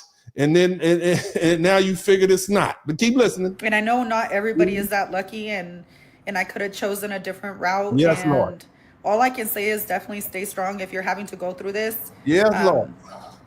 Prove everyone wrong and do the best that you can to get through this. I am 30 years old. And like I said, it still hurts till this day. It's gonna hurt. If you ever need somebody to talk to we still that got can people listen to locked you up right and now. that can understand you, I am later, here. You can message up. me. My Instagram messages are open. We got black men locked up 30 years. It's just crazy to me to think about some of you guys. Shout out to John Patton. Like, do you guys not think about your own kids? How would they feel? You don't, like, do you really, like, you guys have to dehumanize us to not think that these little kids are the same as yours. That's what y'all been doing to us. That's what they did to Trayvon Martin. Oh, he had a hood on. He must be a thug. Soon as a black person gets shot, they go comb through his Instagram and his YouTube and the social media to figure out get some pictures on there and blast them. You dehumanize it. This is what we've been saying the whole time, and y'all been telling us all you gotta do is work hard. Somebody type work hard in the chat room. All you gotta do is work hard. Yes, work hard. Like, how could you not think about these people and these little kids losing their parents, younger than me even? Yes, we do. And not empathize with them. We do empathize with you. And not realize, like, that's fucked. With us, fam. You want to be blanqueamento and racist toward black folk. I don't understand. I do. It's just, we live in such a nasty, ugly world, and it sucks, but all we can do. That's what we've been saying. We live in a mean, tough, angry United States of America, and you all told us, yes, it's the land of opportunity, and you all just need to work hard and stop being lazy and stop complaining and stop having a victim mentality. That's what you told us. And now that you're a victim, you saying, oh, it's a mean, nasty world. That's what we were saying, except we've been dealing with it for about 500 years. Somebody type, work hard in the chat room. Do is continue to put a foot in front of another and keep on going, and I truly wish you guys all the best. Yes, Lord. That's what we've been doing. We're doing the best we can. Decided to open up my DHS mail. Let's move past that. Be so for real. ICE came like at 2:00 in the morning, and my mom always prepared us for this moment, and she was like, un día va a venir inmigración y el día que vengan, ustedes no hablan español. Shout out to my man. Remember when George Lopez said, don't bring, a los que vienen. And we're like, okay. So when they came at 2:00 in the morning, they took me thought with white my was right. sister and my mom to a detention center. And we the ICE came at 2 a.m, took her and her mama and all of them to the detention center. In jail with my mom, me and my sister, even though we were born here in America. But that was her whole plan. She was like, no nos van a preguntar si tenemos papeles. Y ustedes son nacidas aquí, entonces cuando they find out, I'm going to call my lawyers and I'm going to sue ICE because they are detaining you guys illegally. Yeah. And so they didn't even ask. They literally just showed up. No, they just showed up. They got rights. You know what I'm saying? They coming through with rights. Let's listen to this one. You know what I'm saying? And then she finally got her papers. You come to the country and you demanding your rights. I'm just saying. Waking up to news that mass deportation started today. So it did. If you're an immigrant, please know that you have the right and share this too. I want you to understand. They're used to ICE raiding infrequently. They'll raid a week. And then they'll leave it alone for 3 or 4 months and they'll raid a week. They don't usually do back to back to back to back to back. You can't live like that. They showing up they coming back like cockroaches, man. ICE is coming through like a bad case of herpes. Oh, understand what I'm saying? They are not giving up. They coming back. Can't get rid of. You understand me? They like, what? We not used to this. We used to flare up every 6 months. ICE is coming through like a venereal disease. They are coming back to back to back. You understand? They coming for you. And this got them in tears, man. They like, nah, these are different tactics. Everyone that you know, so everyone's aware. You have the right to remain silent. If ICE knocks on your door, you don't have to answer it. Hold on a minute. Do not. Are you another person saying that if the police knock on your door, you don't have to? What happened to observing and following the instructions of the police officer? What happened to if a police officer gives you an instruction, you're supposed to follow it and deal with it in court? What happened to that? This sounds like resisting to me. Sounds like resisting. Consent to any searches if you do not have a warrant signed by a judge. They don't even have the right to be in your property. So please remain silent. Do not sign any documents, especially if you do not understand. If you are in public and ICE stops you, don't sign any. What about when black people don't want to sign off on the documents when they trying to give it to you? Look up now. Look, what happened to all that back to blue? What happened to all that? What happened? Because that's what y'all tell black folk all the time. I mean, I'm just asking you questions because I want to know. And I know the people want to know because this is not the advice you're giving us. Please remain silent. You do not have to disclose your immigration status. They do not have the right to search your belongings or your bag without a warrant. That's what we say, but they do it anyway. You don't have to answer. And you say we shouldn't resist that. That's what you tell us. And now you telling your people to resist. But you told my people stop resisting, and that's why they get shot and beat up. That's what I'm just saying. I'm pointing out what I see. It is, but don't run from it. Don't run from it. Keep listening. More than 500 people just yesterday, which is they are rounding them up. Keep listening. Hold on a minute. They're doing better than Americans themselves, and that's why they're so triggered and want us to. Here is real. I want y'all to listen to this fella, for real. Listen to this fella right here. All right, I want you to hear him. And may request identification to establish an individual's identity. I want you to listen. Pay attention to this fella, right? I want you to listen. Fair use. Listen. I saw a post that said immigrants are doing better than Americans themselves, and that's why they're. Did you hear what he said? He basically said we jealous. Listen to him again. Now we have heard from ICE specifically about that allegation, saying, quote, U.S. immigration and customs enforcement may encounter U.S. citizens while conducting field work and may request identification to establish an individual's identity. Now listen to my boy. I saw a post that said immigrants are doing better than Americans themselves, and that's why they're so triggered and want us to leave. As you guys know, I'm a DACA recipient who also. I saw a post that said Americans are jealous because immigrants are doing better than them. And that's why they want us to leave. You hear that? I am a DACA recipient. Listen.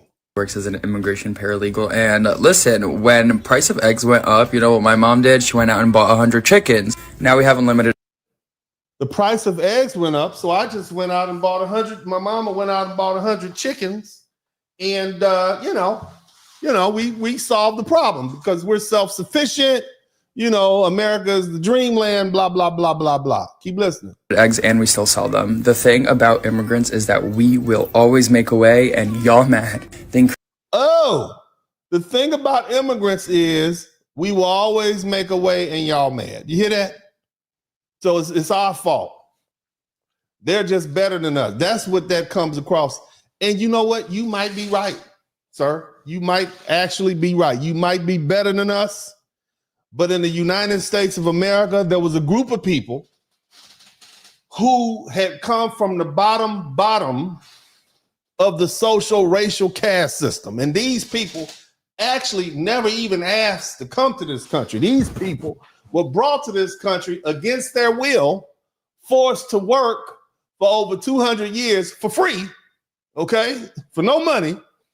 Then, with no education, no knowledge, anything like that other than their hands and their backs and their feet and their legs, they came together. And from the time they were released, which was about 1865, I'm just kind of making that date up, they began to work, and they built universities for their children. They built colleges, they built towns, they built roads, they built businesses, they had homes, communities, they had churches. And then the people who they were once inferior to recognize that this group of people are better than us. And though that group of people who used to be superior or have been trained to believe they're superior got so angry and jealous that they just went and burned all the people's stuff down and made them start all over again, and then did everything they could to keep them from coming up. Shout out to Marcus, brother Marcus' sister. That is called Red Summer. They literally, white folk, literally, whether we talking about Red Rosewood, whether we're talking about Oklahoma City, not Oklahoma, shoot, somebody named that name, Oklahoma, the burning in Oklahoma, Tulsa, Oklahoma. They burned all these towns down because they didn't want to see our success. And that's what's happening to you. And that's what we've been talking about. Every time we come up as a people, every time we build something in this country, the group of people that feel as though they're supposed to be better than us, tear it down. You all have done very well for yourself, the immigrant communities, whether black, white, Hispanic, or whatever. You've done very Asian, you've done very well for yourselves. And you've done so well for yourself that you've aroused the attention of the dominant party, the dominant group of people. And they are jealous. And they're a jealous group of people. And now they're doing everything. They over there strung out on meth, can't get jobs, and they feel like you coming up here taking their opportunities, so they don't get rid of you. That's America. That's what we've been trying to tell you. It's not fair. You got to do a lot more than just work hard. You got to recognize where you are. Let's keep listening. Increasing population of immigrants getting degrees and, just bettering their lives are scary too. They see you getting degrees and driving nice cars and having good lives in their country. That's what they see. And now they're jealous of you. And now they're going to gun for you. And you done put your face out there and told everybody you're a DACA recipient. All they got to do is change the law. Just a stroke of the pen. Keep listening. Keep on listening. For generation. Anyways, I'm going to add my Instagram here for immigration. If you guys need help or contact or any resources for immigration, check me out on there. Yeah, man. This is America. Somebody type, this is America. Somebody and it's crazy. All throughout the United States, people are afraid. They're afraid of getting deported. I seen somebody post on Facebook that people on the rigs are taking back roads to avoid ICE and immigration. But I'm going to say something. You were here for 30 years. A lot of y'all were here for 30. I told you all that there are Latinos out there who don't feel sorry for these other Latinos and Hispanics because they said you've been here and you didn't do what you had to do. Okay? But see, here's what I want you Hispanic for. I'm going to give you a bit of advice. The stroke of the pen is why these people are gone now. The stroke of the pen is why you'll be next. If you are somebody whose parents are illegal, even if you're a naturalized citizen, they're already trying to revoke birthright citizenship. So if you're born here to two illegal parents, they're trying to undo that. How difficult do you think it would be to undo some of the naturalized citizens that have come here? Oh, you committed a crime. We're going to take your citizenship away and send you back to the country of origin. Literally you got your papers and everything, social security number, all that. They're going to send you. It's just a matter of the stroke of pen. I don't care what these lawyers say. I don't care what, they don't know the history of this country. Have you ever heard of Dred Scott? We actually had rights. Did you know black people own slaves? We own property. Dred Scott came along and threw us back 100 years. That's what they were angry with the lawyer that brought the Dred Scott case, the other black lawyer. Damn, fool, why'd you do that?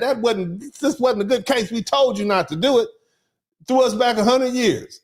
Shout out to my man, James Graham. These immigrants are delusional. They were never better. And now they're feeling what we are going through. Wear the shoe. Yeah, it's your turn to be black. That's what time it is. It's your turn to be black people. Listen to this fella though. He is not holding back. Years your parents were here for 30 plus 40 20 years. They never got their papers. They never learned to speak English, and now they're afraid of getting deported because they're here illegally. Now everybody calls me a traitor to my race and all these words and derogatory slurs. I don't give a flip. This is what we voted for. We voted for Trump to do what he's doing, and elections have consequences. Now, if that Hispanic man did you hear what he said? This is what I voted for. So I'm just going to say on behalf of all the black people, if your own people are saying this is what they voted for and they expected this to happen, how can you then come crying to black people and tell us that we as Black people have done you a disservice because we don't want to jump out in front of this freight train that's coming. We fought our battles. We fought our battles. You all sit around and talk so bad about us, but you don't realize the reason that we are the way we are is because of the scars and deformities that we have as associated with all the abuse that we've had to deal with to get to where we are now. That's why we are the way we are. You think anybody would want to be like this? Children and wives and husbands, and just the difficulty that we even have as a group. We don't want to be like this. If we lived in a happy, healthy environment, don't you know we would be happy, healthy people, as loving and caring as we are anyway? We still look at all the beautiful music that we've created. That's what's on the inside of us. We are wonderful people. But look at the environment that we've had to live in. This man just sat up here and said, this is what we voted for. And this is a Hispanic man. So how can you then tell us that we owe you something when your own people are saying this is the intention that they plan for? Y'all make sure you hit the like button. Make sure you subscribe to the channel if you hadn't already. Make sure you do that. We got a good bit of people in here. We got like almost 1,300 people in here. Subscribe if you hadn't already. Subscribe. Take the opportunity to subscribe to the channel. Okay? Keep hitting the one button. Don't be upset now that you took forever to get your paperwork in order and you never did it. In other words, there's nothing wrong with America. There's something wrong with you. You didn't do it right. You should have followed the law. Somebody type follow the law. He has no sympathy. That's what I see. Keep listening. Now, Tom Homan said that if they catch you during these mass deportations, you're going to get a 20-year visa ban for anybody caught. The white man told you, the real American told you, if you don't do it the right way, if you don't follow the law, you're going to be punished. So you were warned. It's nothing to do with racism. You were warned. Even still, I've yet to see any Irish or Scotsman or British people being sent back. I haven't seen any Ukrainians yet. I'm just saying I haven't seen. Maybe y'all can show me. Keep listening. So my advice to anybody here illegally is to self-deport. Because if not, and they catch you in the mass deport, go home. This Latino dude is telling the other Latino people, go home. He says self-deport. You go home. So they just up and leave their families and children, just leave. That's what he's telling. This is the advice. So you mad at Black people for saying, hey, go home, but you got Latino people out here telling you to go home. I mean, I'm just saying, fam. I mean, you know, what do you want us to do? Deportations, 20 years, ban. Yeah. So like I said, quit crying, quit complaining. Every country has laws and borders, and we need to respect every country's laws and borders, right? I'm not going to go do the same thing y'all do in America to Mexico or any other country. Really, I ain't going to try Poland. They don't play over there. The point is, though, everybody's mad and crying and afraid. But let's be honest. You need to take accountability for your actions, or should I say your inaction of getting your paperwork in order. Also, I heard that visas are being declined. Yes. People that are working at Walmart, of all places, I've heard, went to get their visas extended and they were denied. Trump's denying all visas is what I've heard, and people don't know what to do. Hey, that's what happens. Again, elections have consequences. We need to do better in this country. We need to enforce our laws, and we need to protect our. We need to enforce our laws. You hear them? This is Latino people talking to other Latino people. None of my business. So I'm supposed to feel sorry. At the beginning of this video, you saw this young lady say it was Black people telling Latino Mexicans to go home. Now you got a Mexican dude telling Mexicans to go home. So, I mean, what would you have us do? Okay. Southern and northern border. Here's what happens when you get deported, what you can expect when you're dropped off and where you will be dropped off. Number one, ICE will not tell you that, hey, today's the day that you're being deported. They will not allow you to make arrangements. Your family will not know where you're being dropped off. You will not know which border you're being dropped off at until you're dropped off there. You're not flown back to wherever you came from. You are dropped off at the border that is the most cost-effective for the U.S. government on foot. In my experience, I was dropped off in Juarez. Damn, and I was dropped off with a small luggage solely because my mom was very resourceful, insistent, and she pushed for ICE to drop me off with my luggage. That small luggage was my lifeline for a couple of weeks. It had essentials. Anyway. That's all you got. Well, you know, baby girl, I mean, it is what it is, you know. But anyway, look, let me explain to you all what this is all about. And I got the I got one more coming. I'm gonna have to let black people speak. But at this point, I want you all to truly understand what this is about. Okay, are we ready to learn? You ready to learn something today? Are we ready to learn something today? Let me give you a little game. How many of you all on the stock market? Raise your hand if you're on the stock market. If you're on the stock market, you play the stocks, raise your hand. You understand how trends go, right? Okay. So, how many illegal immigrants do we have in this country right now? All right. Now, let me give you some facts. Let me give you some backup facts.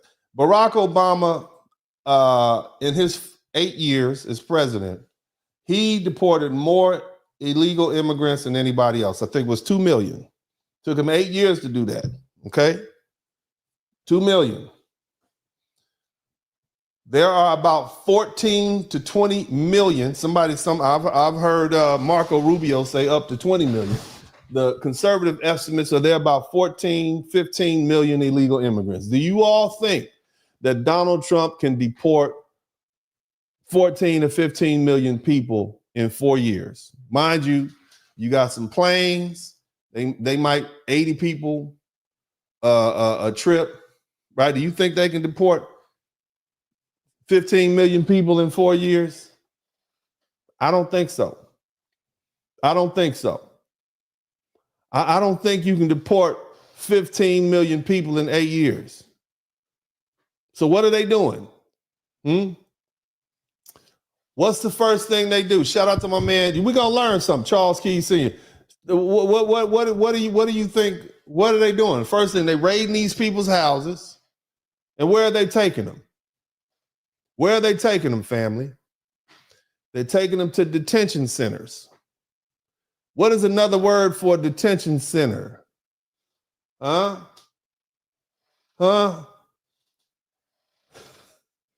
Starts with J, rhymes with male. Jail. Right? Prison. They taking these now we might not be able to deport 14 to 15 million people. But well, guess what we can do? We can put them in prison. We can put them in jail, right? Awaiting their deportation. We can do that, right? Can't we? We good at jail.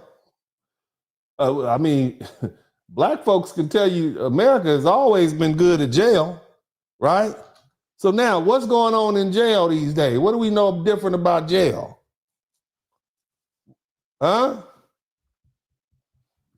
In jail, number one, well, slavery ended because of the 13th Amendment. And the 13th Amendment reads as follows. It says that slavery is abolished throughout the United States and ended involuntary servitude except as punishment for convicted criminals. Somebody type free labor in the chat room. Listen. The 13th, let me put this out here. I want you all to understand this, get this good game. Uncle D always gonna give you the angle that you didn't see. I'm gonna put it up there. This is a brief statement. You learn some, hit the number 1 button when you learn some. Some of you who are smart in the front, you already know where I'm coming from. The 13th Amendment in the United States Constitution, adopted in 1865, abolished slavery throughout the United States and ended involuntary servitude except as punishment for a convicted criminal. Okay? Think about that. So what does that mean? What do you think we doing here? Some of you all been in jail. You know what prisoners do. What do they do in prison? They work. How much do they get paid an hour? A few cents? Don't they? They get paid a little bit of money. But the money is in housing them. The money is in feeding them. Yeah, they can do products, but can you imagine if we have 14 million people locked up indefinitely for free labor? You see that? Now, you have to understand something about America. America is a capitalistic society, which means you always have to have this pyramid. The people on top who rule and a large group of people at the bottom who are either fourth class, third class, fourth class citizens who work for free, who are compromised. Shout out to my man, John Patton, with no rights. You understand? And so you got all these people. Let's lock them up. Let's put them in prison. Let's make them work for free. Because black people ain't going to jail like that. We got more black men in college than we do in prison. And it's a lot easier to get in prison than it is college. So we've been working hard. We've done well for ourselves. Black people are too sophisticated at this point. 60% of black men have reached the middle class, upper middle class, or they are rich. We ain't going to prison no more. Brothers out here reading books and doing computer science, traveling overseas.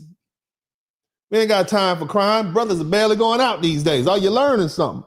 So, shout out to my man, the contract. Thank you for the cash app. Thank you for everybody for the super chat. Let's dig in deeper. So what else do we know about the modern prison industrial complex? Now, there was a time, let me give you a hint. Prisons used to be run by the state. Matter of fact, they used to call them state prisons, federal prisons. But now they are what? Privatized. Somebody type privatize in the chat room. Somebody type privatize in the chat room. Prisons are privatized. They are big business. Somebody type big business in the chat room. Somebody type big business in the chat room. Prisons are privatized. And you know what else? These companies that run these private prisons are on the New York Stock Exchange. Damn, hold on a minute, Uncle D. What are you saying? How about this, Trump? How about the day you get in office, you revoke all these immigration laws, let us use the federal and state task force to round up all these immigrants, and we will put them in our detention centers, and we will hold them indefinitely. And then what we can do is we can get money allocated to fund their housing, food, resources, whatever, and the American public will go for it because we're getting rid of a problem. There's no way we can get rid of 14 million people. We can't. Obama was only able to send home 2 million in 8 years. You're not going to get all these. Maybe we can get 2 at best, but we can house them. And so, and we'll tell the people we're getting free labor out of them. But in addition to that, we're going to make a lot of money. How? Because this is, golly, our stock prices will go through the roof. I want y'all to follow this trend. Somebody type trend in the chat room. Let's take a look at the trend. Can y'all see that? Let me make it a little bigger. Look at that. Hold on a minute. Look what this was selling. Do y'all see that? Who's on the stock market right now? Who? Can you see this trend? This is a 5-year trend. Right now, this stock is selling as of January 24th, 2025. And mind you, Geo Group Incorporated is one of these privatized prison companies. They build prisons, they house prisoners. Okay? They are now selling at $33.07 a share. This is where they were in 2021. $9. 2022, 2023, $7.51. Now look at this. Hold on a minute. Trump is running again? Now I want y'all to look. Look, April 26th. We still at 14. Is Trump, will he win? I don't know. Will he win? Hold on a minute. Is he going to win? Hold on a minute. August? Look at August. August, they still selling at 14. September, $12.96 a share. October 4th, $13.41. Hold on a minute. October 15th, $15.20. What day did we vote Trump in? What day was that? What day was it that we voted? Somebody type it in the chat room. Hold on a minute. Bam, October 25th, $15. And then all of a sudden, on November, shoots, I done messed around. It was getting thrilling. Let's get back to it. 5-year trend. Here we are on November 1st, it's still selling at $14. What do you think happened on this date to get this to raise up to this high? What do you think happened? What happened? All of a sudden on November 8th, this price of this stock shot up to $25. And then it went to $28 on November 22nd, and then $28.51, and then it shot all the way up. What happened on January 17th? $35. What do you think happened? Somebody had a conversation with somebody, and somebody said, we're going to make billions of dollars housing these illegal immigrants in our jails. And just so you know, Geo Group Incorporated is not the only company that is into privatized prisons. So this stock went from selling at $12 to damn near $33. It damn near tripled in price. Because of what? Because prison is big business. You don't know what this is about? Most of these people that we are arresting aren't going to get shipped home. Most of these people are going to be in prisons working for free, and we're going to be paying for them, the taxpayers, and this company is going to get rich. And so is this company. Look at this one. It's selling for $21 a share. Now I want you to, let's slide back to, so you can see what it was selling at last year. What happened? Look at this same trend. $14, $14, $11. And the closer we get to November 4th, look at that. Now on November 7th, it went from $13 to $22 a share. Damn near doubled in price. You understand what I'm saying? Can you dig it? This is where we are. This is where we are, family. So what they're going to do is they're going to take these people, they're going to lock them up, they're going to house them. They're going to, the prison industrial complex is going to make billions of dollars housing these people, and you're going to pay for it because you want to keep them locked up. And we know all the racist people out there want to keep these Latinos and whoever else locked up. We want to keep them locked up, and you're willing to pay for that. So again, the globalists win again. They plan you on your racism. Oh, wow, we can get them. They'll pay a pretty penny. Let's go ahead and buy some of these stuff. You can be absolutely certain that all the Democrats are also investing in these stocks. I'm just saying, it is what it is. Just money to be made, right?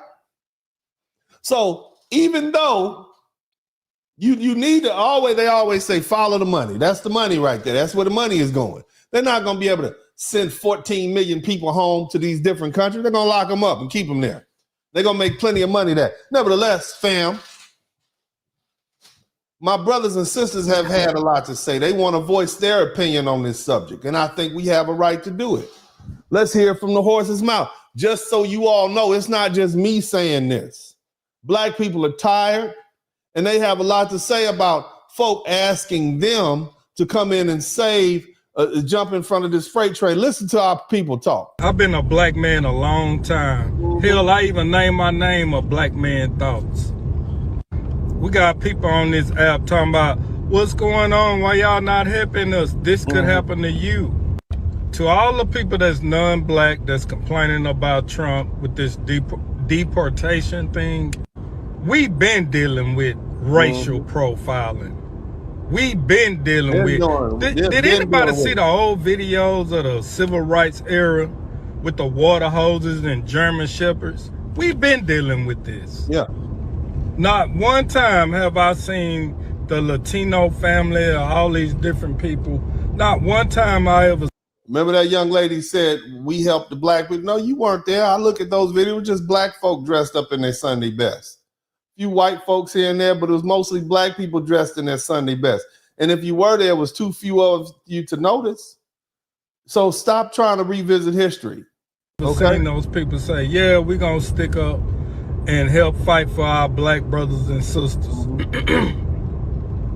Never seen a video from the 60s, 70s, 80s, 90s to the 2000s. I never seen a video where they say, okay, Mexicans for blacks or Latinos for blacks. I never seen the video.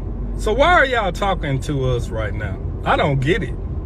Black Man Thoughts 2.0, and I'm out. Peace. Fair use. I see a lot of people running in the ICE raids, and I want to share with you guys what you told us when ethnic Black Americans were struggling with the police. I want to share the same things that you told us. Please comply. Please follow the officer's instructions. You should not run at all. Damn. You should let justice and you should let the legal system handle it. The legal system will take care of that. So it's very Somebody type, just comply in the chat room. important that you comply and do what the officer. Remember when I told y'all black women were done?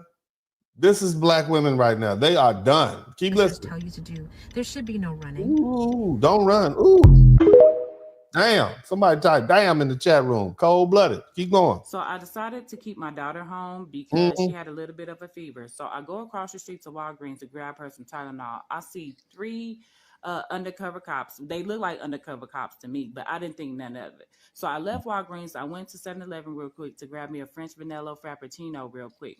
So I go in there. I see 4 more. I want you to people getting swooped up and she buying French vanilla cappuccino. I told you, black women are done. You hear me? They are done. They are on off. Okay, I'm just saying. And the sisters know. They know I speak the truth. Sisters are off. They're not. White women tried to get them to come. Come on, girl. They not. They done. Y'all let them down. They almost had their first almost black woman as the president, and y'all was like, no, they are done with you for at least 15 years. Keep listening. Right, so I asked one of them. I was like, hey, are y'all undercover cops? Because I just seen like a couple of y'all up the street at Walgreens. And he was like, something like that. He was like, we're here from out of town working. He was like, but have a great day. You could tell he wasn't trying to tell me too much. But I was being nosy as hell at this point. Yeah. So tell me why I get home. My neighbors are immigrants, right? Mm-hmm. They packing their shit up. They've been packing their shit up for the last 3 days. They said that they're moving to the Southlands area because they are tired of seeing these Venezuelans over here, lurking around. Them Venezuelans are like the trannies of the rainbow community. Them Venezuelans messed it up for all the immigrants. The Venezuelans, they took it over the top. I'm just keeping 100 with you. Like, we were cool with mostly everybody else, but those Venezuelans, when they came here, they messed it up for all y'all. That's what they did. Like, it's the same thing the trans community did. Yeah, everybody was cool with the rainbow rights, but when them trans hit the scene, they pushed it too far. That's what happened. I'm just saying, history will say that the Venezuelans messed it up for everybody. Keep listening. Late at night. And I don't see them over here. But when I do my comedy shows and I get home late at night, that's when I be seeing these motherfuckers lurking around. So I be having my taser, my pepper spray on that, and I hurry up and I run to the house because my son is watching my daughter for me when I be doing my shows.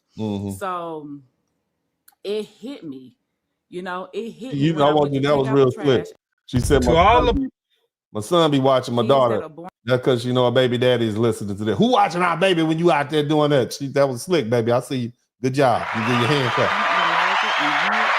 And you're undocumented and your kids are U.S. citizens and they born here, they are not considered U.S. citizens. Like, everybody getting sit the fuck back at this point. And so it makes me nervous for the people that I know that are hard workers, that are genuinely here trying to get their paperwork done and trying to get their paperwork in order. Those are the people that I feel bad for. The only people I don't feel bad for is these damn Venezuelans, because they do be out here lurking at night and they do be into shit. They be touching people's shit, stealing people's cars. They do be out here doing the most. Those are the only motherfuckers that I feel like gotta go. But everybody else, y'all please be safe, because ICE is out here in Denver. ICE is out here. Be safe and stay out the way. And I know y'all ain't gonna see them damn Venezuelans trying to clean them damn windshields today, because ICE is really out here. Be safe, y'all. They did it. They messed it up for all y'all. I'm just saying. Keep going. Come on, baby. What's going on, y'all? Now I want y'all to listen to my man. ICE and deportations. Before I start, it's just my opinion. If you don't like what I'm about to say, shout out to my man just for my sense. Also, I'm not making this video out of hate. I want to be very clear with that. But we all see that ICE have a lot of raids going on in the U.S. So do. All right. So let me start by saying this. If someone is in this country illegally and they are wanted for murder or something like that, I believe they should be arrested and deported. Okay? Yeah. If someone is in this country illegally, first, I don't think they should be illegally here. But if they are illegally here and they are not a criminal, they're not committing crimes, they're not selling drugs, all they're trying to do is help their family survive legally. Okay? If that's the case, then I can understand that. I'm 45 years old and I just found something out. There are children in this country that are here illegally who go to public schools. I just found that out today, and I feel ignorant. Like, why didn't I know this? It's okay. I like to dig to the bottom of things. Why didn't I know this? There are illegal, however you want to put that, no disrespect, I don't know how to put it. Children here, brother going out of his way to be as judicious as possible. He going out of his way. He trying to get it out, and he's trying to, he trying to be sensitive. Black people are trying to be sensitive to your situation. The brother's being sensitive. Keep listening. Illegally, who go to public schools. That's so scary because can you imagine a child being in school and ICE comes to the school? Yeah. And says, okay, yeah, we got your parents. Now we're getting your kids. That's scary, man. Yeah. We empathize with the kids. I have to address this. There's a big divide between the Black and Latino community. Listen to my brother. And if I'm going to tell the story, if I'm going to say it, I have to be honest with you. Tell it. I have to be Tell honest. I have experienced a lot of racism with Latinos in my life. See? I worked in a construction site. Listen to him. People treated the Latino construction crews real bad. And who came to stood up for the Latino? We stood up for them. Me and the other black people stood up for them. Yep. So when I start to see in reverse, Latinos didn't really like black people, I said, man, that's messed up. Because me as a human, I don't want no families broken up. We don't want to see that. We good people. That's one thing I do not want. We don't want to see that. I don't want someone illegally in this country but not committing crimes, any other further crimes. I don't want them to be broken away from the. He just acknowledged that being in this country illegally is a crime, and then he said further crimes. So everybody needs to recognize that being in this country illegally is a crime. You already committed a crime, but even still, we know how unfairly these laws are directed at people who are non-white. We know how unfairly these laws have been directed at black people. So we still empathize with you. But y'all tell us if we speeding and got a headlight and end up getting shot and killed, we shouldn't have resisted the police. That's what y'all tell us. My man just sat up here and say, look, I had Latinos back, but then they don't have our back. He said that we stood up for the Mexicans. We stood up for the Latinos. This is what this brother is saying on the construction sites. I want y'all to think about that, all of you all who are wondering why black people are standing down. Keep listening. Families. That is a very serious issue here. I was looking at a video, okay? It was a young Latino man coming from another country, okay? Coming to the U.S. And he said he was talking to his abuela, his grandmother. Yep. And she said, whatever you do, stay away from those black people. Uh-oh. They're dangerous. Uh-oh. He said, well, how do you know? You don't know any black people. That's the same thing that those Caribbean and African parents tell their children about black folks. Stay away from those black people. Tell the truth. I've heard y'all have these conversations. Keep listening. They don't have no culture. They're violent. I watched them on CNN and news. Look, fake news. Keep listening. She said, because I seen it on TV. Seen it on TV. And I believe a lot of people are getting the bad impression of black people. Yes, because they believe are. it or not, black people have paved the way for a lot of Latinos to be here. And that's why we've been so supportive of you all. Yep. I want to get that through y'all head. A lot of black people have been supportive of Latinos because we've been through it. So now when ICE is coming around and all of the deportations, that's destroying families. Mm-hmm. And like I said before, and if I'm gonna tell the story, I have to tell it. Tell it. This ain't about me, but I have to tell it. Tell it. As much as I have been disrespected, listen to this, brother, by Latinos, woo, I still do not want nothing bad to happen to these Latino families. You see how wonderful we are as a people? Shout out to all the black men. You see how much heart and love we have for people? As this man has been treated poorly by Latino folks, had to deal with the rest of it, he still don't want to see you done dirty like that by this system. You all really should look back, all of you immigrants, now that you are dealing with this, now that you're getting a little taste of what we had to go through for over 250 some years and another almost 100 years of Jim Crow and what we still deal with now, you really, really, really should thank your blessings you didn't have to go through what this got you crying. This ain't been going on but 4 days. Imagine 400 years of this. Imagine that. And we are still here. We are the roses that grew up through the concrete. You so busy paying attention to our scars, you haven't looked at our accomplishments. We are still here after dealing with genocide and all sorts of brutality and all sorts of assaults on every orifice of our bodies and our minds. And we are still here. And we paved the way so you can be here. You dare not say anything negative about black folks ever again, asking for our help. And we still have the heart to do it. Keep listening. You know what I'm saying? Like, if you've been disrespected, racially discriminated against in your life, you don't want that for no one else. We don't. You don't want it. I don't want it for the Latino community. We don't. I wish you had more respect for us, truthfully. But I'm not gonna hate y'all. All the stuff we don't hate. I'm not not a gonna hate y'all. I want your families to be strong. I want your families to be together. Yep. Like I said, if you're a wanted murderer, you got to go.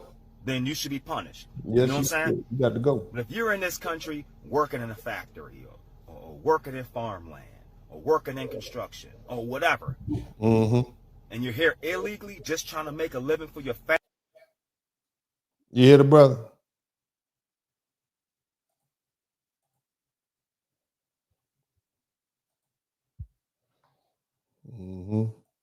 Help them get here.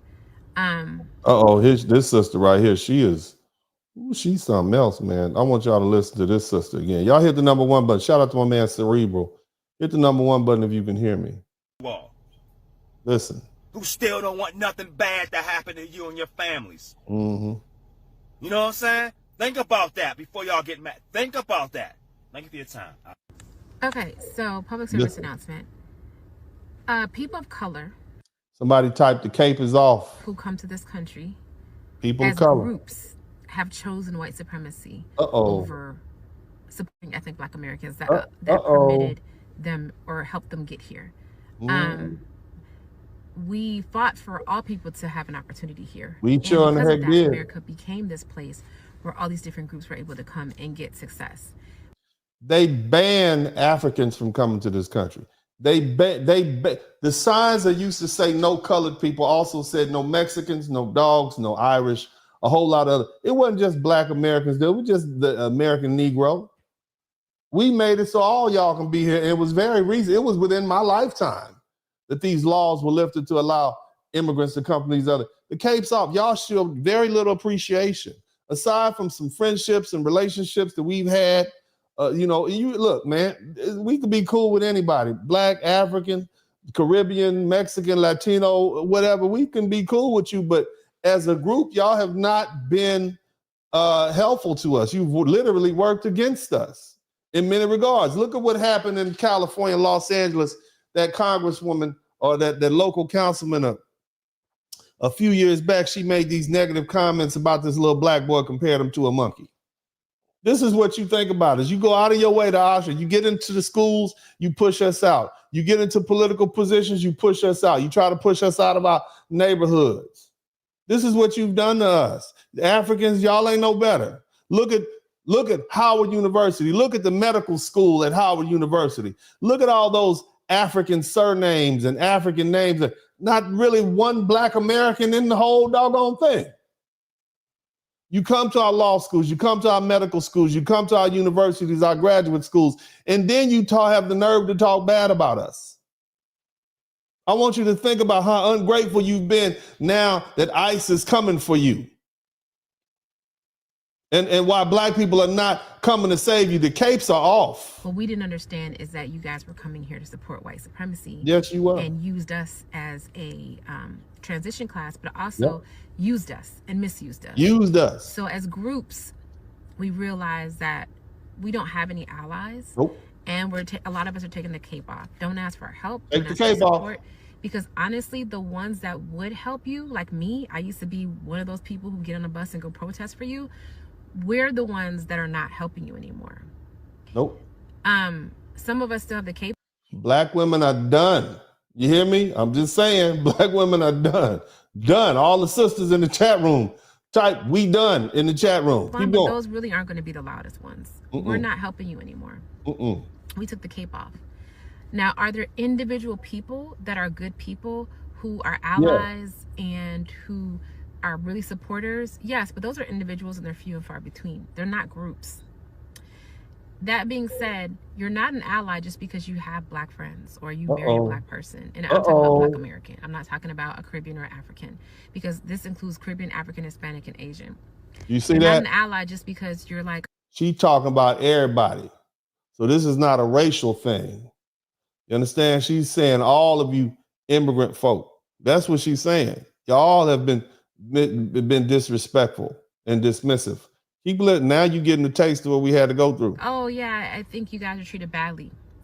If you are texturist, if you think that ethnic black Americans have nappy hair, and you think that dark-skinned people or people who are darker than you, whatever that might be, if you think you accept them as opposed to celebrate their beauty, you're not an ally. For example, if you think you're doing somebody a favor by being friends with them because they're black, you're not an ally.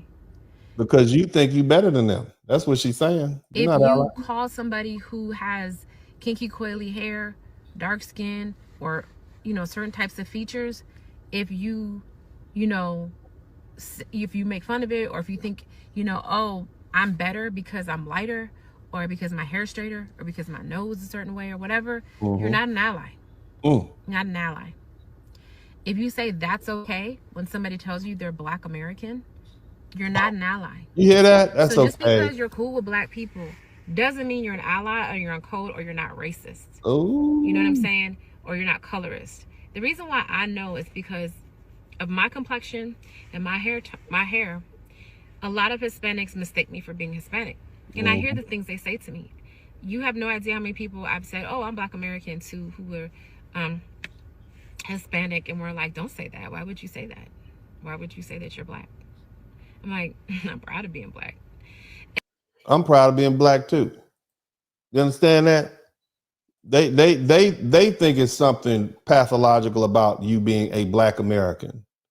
And this woman is telling you that these folk are as racist to us as the worst of the white supremacists. That's what this woman is telling you. And you want us, you don't think we know about that? We talk. Keep listening. And my thing is that, like, so that's what I'm saying. So as groups, you guys have never been for us. A lot, you want to take all of the things that you like about us, and then you don't want to have any deep conversations about everything that you like about us comes from our spirit and our struggle and the things that we have had to do to get to a certain place. So you want to take it and you want it for yourself, but then whenever there's a tough conversation, you don't want to have it. No. So like, you want to dance like us, you want to rap like us, you want to sound like us, you want to sing like us, you want to look like us, you want to dress like us. But then when we want to have the conversation about who we are as a culture and what we're experiencing, all of a sudden you don't want to have the conversation. You're like, oh, it's too deep. I don't want to talk about that. I don't want to go into that. Talk about that. No. So you want, it's like, you just want us on a superficial level. You want, like, it's like somebody making, you know, spending all day to make a feast, right? And they spend weeks getting everything that they go to the farm and they pick all the food, and they put all this work into making this food, and the food is beautiful, and then you just want to come to eat and then leave. You want to come to eat, you eat, and then you leave. You don't bring shit. Nothing. Not a damn thing. Come with nothing. Some of y'all might say thank you, and then you want to leave. Then out. And then we say, wait, if you're going to be eating our feast, then you need to understand everything it took for us to have these things. Like, I don't want to talk about that. Well, it's a new day and a new era. A new day. New day in the chat room. The younger generation is to, like, F y'all. We're going to do us. And that's that and everything. I kind of hope that we can separate and get our own shit and do our own thing, because we're dope and we really don't need anybody else except for the creator of all. We don't need anybody else. There ain't nobody else going to be there for us. As Dr. John Henry Clark said, we have no back. Little Mama is on them. Americans, Native Black Americans, Original Black Americans, Foundational Black Americans, ADOS, Sulan, right now. And that's all I'm talking to. Okay, I'm being serious now. I'm not joking. I'm not being sarcastic. Like Okay. Talk to us, the Bible says to be as your heart innocent as a dove and your mind as wise as a serpent. Wow. And I follow God and the creator of all things. So, shout out to my man Johnny Harris. Thank you so much. Just remember and do whatever you want to do. This is just how I live my life. Yes, Lord. That while we're being wise, because before our hearts were innocent in terms of how we treated other groups, and our minds were naive, we weren't wise. And we were not. As we grow in wisdom, which is knowing that we can't help people who are actively attacking us or don't appreciate us or envy us and competing with us or want to, want our spot, we cannot help people like that. Nope. That's wisdom. But also we have to keep our hearts innocent, because it's so easy once we realize we've been betrayed and just how people really are to grow resentful, angry, bitter. And that's not even a bad thing. It's only bad when you start to make choices that are not pure-hearted. So that being said, I'm not calling ICE on nobody unprovoked. Well, I said unprovoked, okay? Yeah, that. And if somebody's children or somebody really needs help, I will help that individual, because I think that that's what being a good person is. But am I going to go stop ICE? No. Am I going to fight against ICE? No, I'm not. Am I going to go down? These people are literally asking us to get out there and fight against federal agents to help save them and their children and stuff like that. They literally want you to put your life and your livelihood on the line. And so the sister said, I'm not going to call the police on you, but I'm not about to be going out there putting my life on the line for you all. I'm not doing it. I have to respect that, and everybody else has to respect that. Shout out to this young lady for her brilliance and her knowledge and her self-awareness, and let's keep listening to her. Down to City Hall or, petition the government. No, I'm not going to do any of that. They made their bed. They had allies, and they basically spit on their allies. They did. So they have to reap the karma that they created for themselves. This goes for any immigrant. So I'm not going to be a bad person or a negative person or try to wish harm on anybody. That's just not going to do it. We don't do that. But I'm not also going to help those who are actively working against my community either. Because again, the Bible says your heart should be innocent as a dove, but your mind has to be wise as a serpent. And that's a hard balance. So in the future, Black Americans, ethnic Black Americans, those whose family has been here, we're descendants of the slaves in America. Our minds just have to be wiser, because they weren't wise. We had these great neighborhoods that we created in Reconstruction era. We were doing so many fantastic things during the Reconstruction era, but we foolishly and naively thought they're going to leave us alone now. and they came and destroyed and sabotaged every time we worked together. That's exactly what I was talking about. You're dealing with the people who feel they've been trained. White supremacy has done a horrible number on the minds of white people.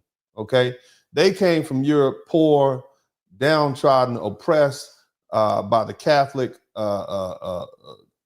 church, by the monarchy over there. They came to this country and say, hey, if you're over here and you're white, you're better than these brown people. You're better than these black people. And that has done a number on white people to the point that if you are a black person, if you are objectively doing better than them, if you're a brown person, if you're an Asian person, if you're a Latino person, an Indian person, and you're doing better than them, that messes with the delusion of white supremacy and causes for them to lash out. And they literally want to reach out and destroy things. Why do you think they always target successful, rich black people? Why do you think the old folks say, mind your black business? Keep your business out the street. When every time a black person was doing well, their children was doing well, black folk went out of their way to downplay.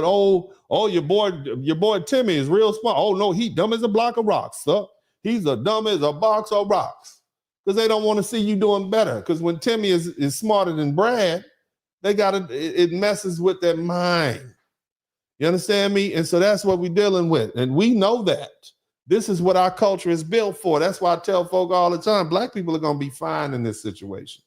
It's going to be tough, but we're going to be fine because we went through worse. And that's that culture that you say doesn't exist. It comes together for times just like this. And you all haven't been able to deal with it. As long as you crying instead of dealing with it and being wise like a serpent, as this young lady said, you're going to suffer. Keep listening. And we get to a certain place, like the Tower of Babel. Look up the Bible parable of the Tower of Babel, and that's what they do. So anytime we work together and we climb too high, they knock it down and they create division. So that being said, we need to be in the future better gatekeepers, better protectors of the stuff that we're building. Yes, ma'am. We have to be wise in who we choose to help, but we also have to maintain an innocence, because we will progress and advance if we maintain innocence. That's how we've been progressing and advancing, because we have been. But if we join in and act like everybody else, then we will be like everybody else, and we're not. Right. We're We're special. not like that. We're God's children. Amen. And we don't have to contribute to somebody's demise, but we don't have to. We can. It's time to put the cape in the closet. Yes, ma'am. Put the cape in the closet. You hear what she said? Put the cape in the closet. Keep going. Home Depot parking lot looking like Arby's. Uh-oh.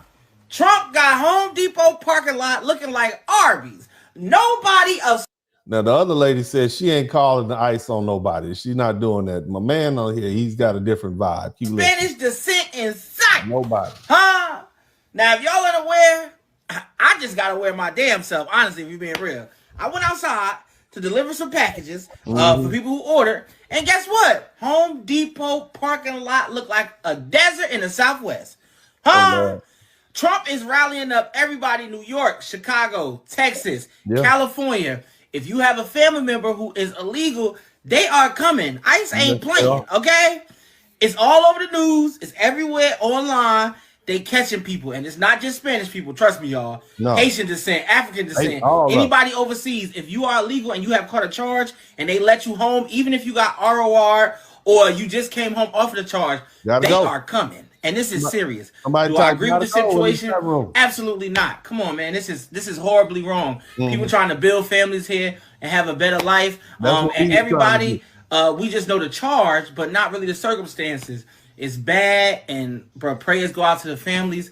But Trump ain't playing, y'all. So if y'all got family members and stuff, please let them know. Be on the lookout, because they also done put out there they giving $750 to anybody who know the whereabouts of an illegal person.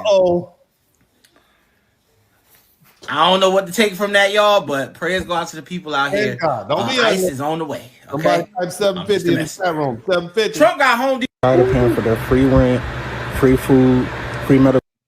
Now, my man, he went on for a little while, but basically, he don't understand why people will want to send these people home. We have brothers like that, schools and shit like that. Like, just say it with your chest. Y'all don't like them. That's what it is. So I've been seeing on this app update.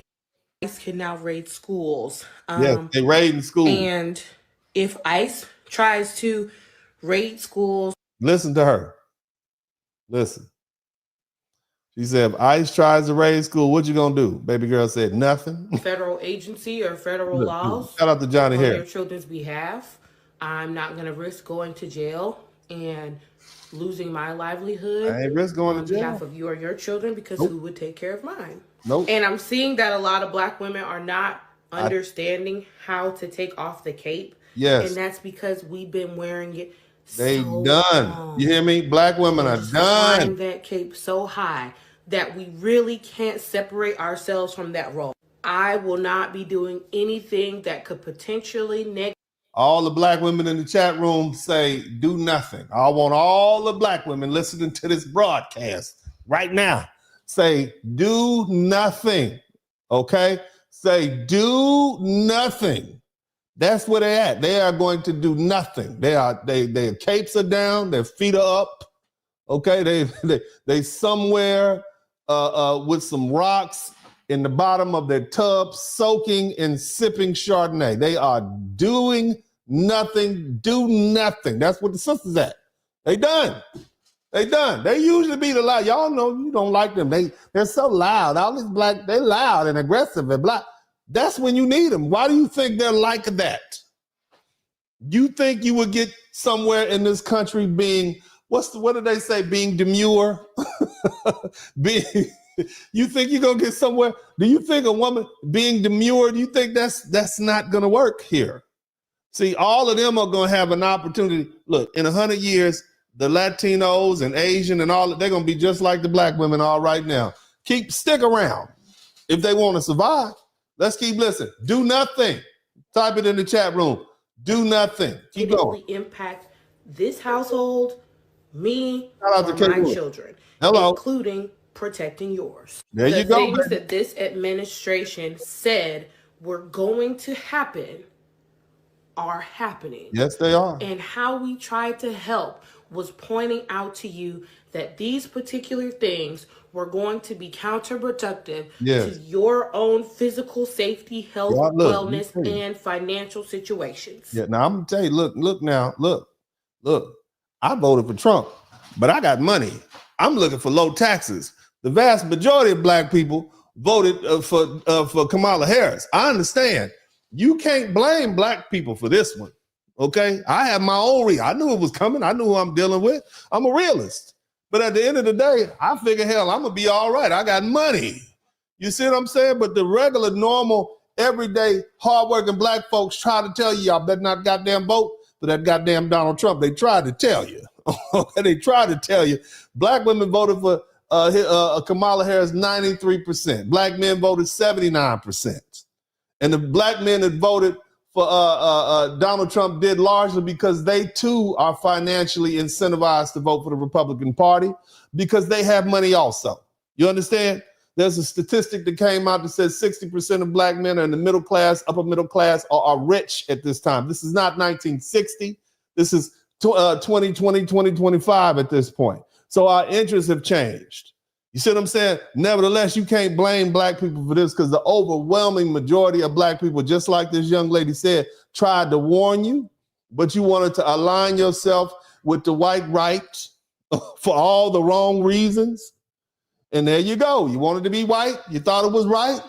Now you was wrong, and now you're going home. Keep hitting. And you know what Jen Pop said? Jen Pop said, that's fine.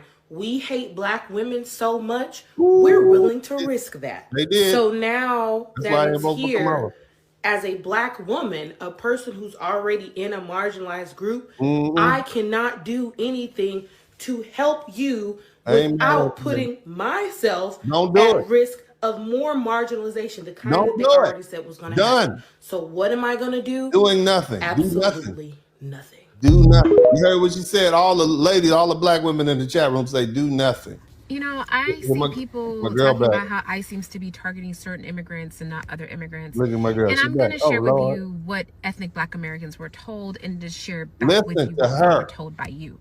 It seems like you're always the victim. Victim! You know, we don't play the race card in America. We don't see color. Right. And it just seems like if you just work hard and you're not a criminal, you'll be fine. So, not a criminal.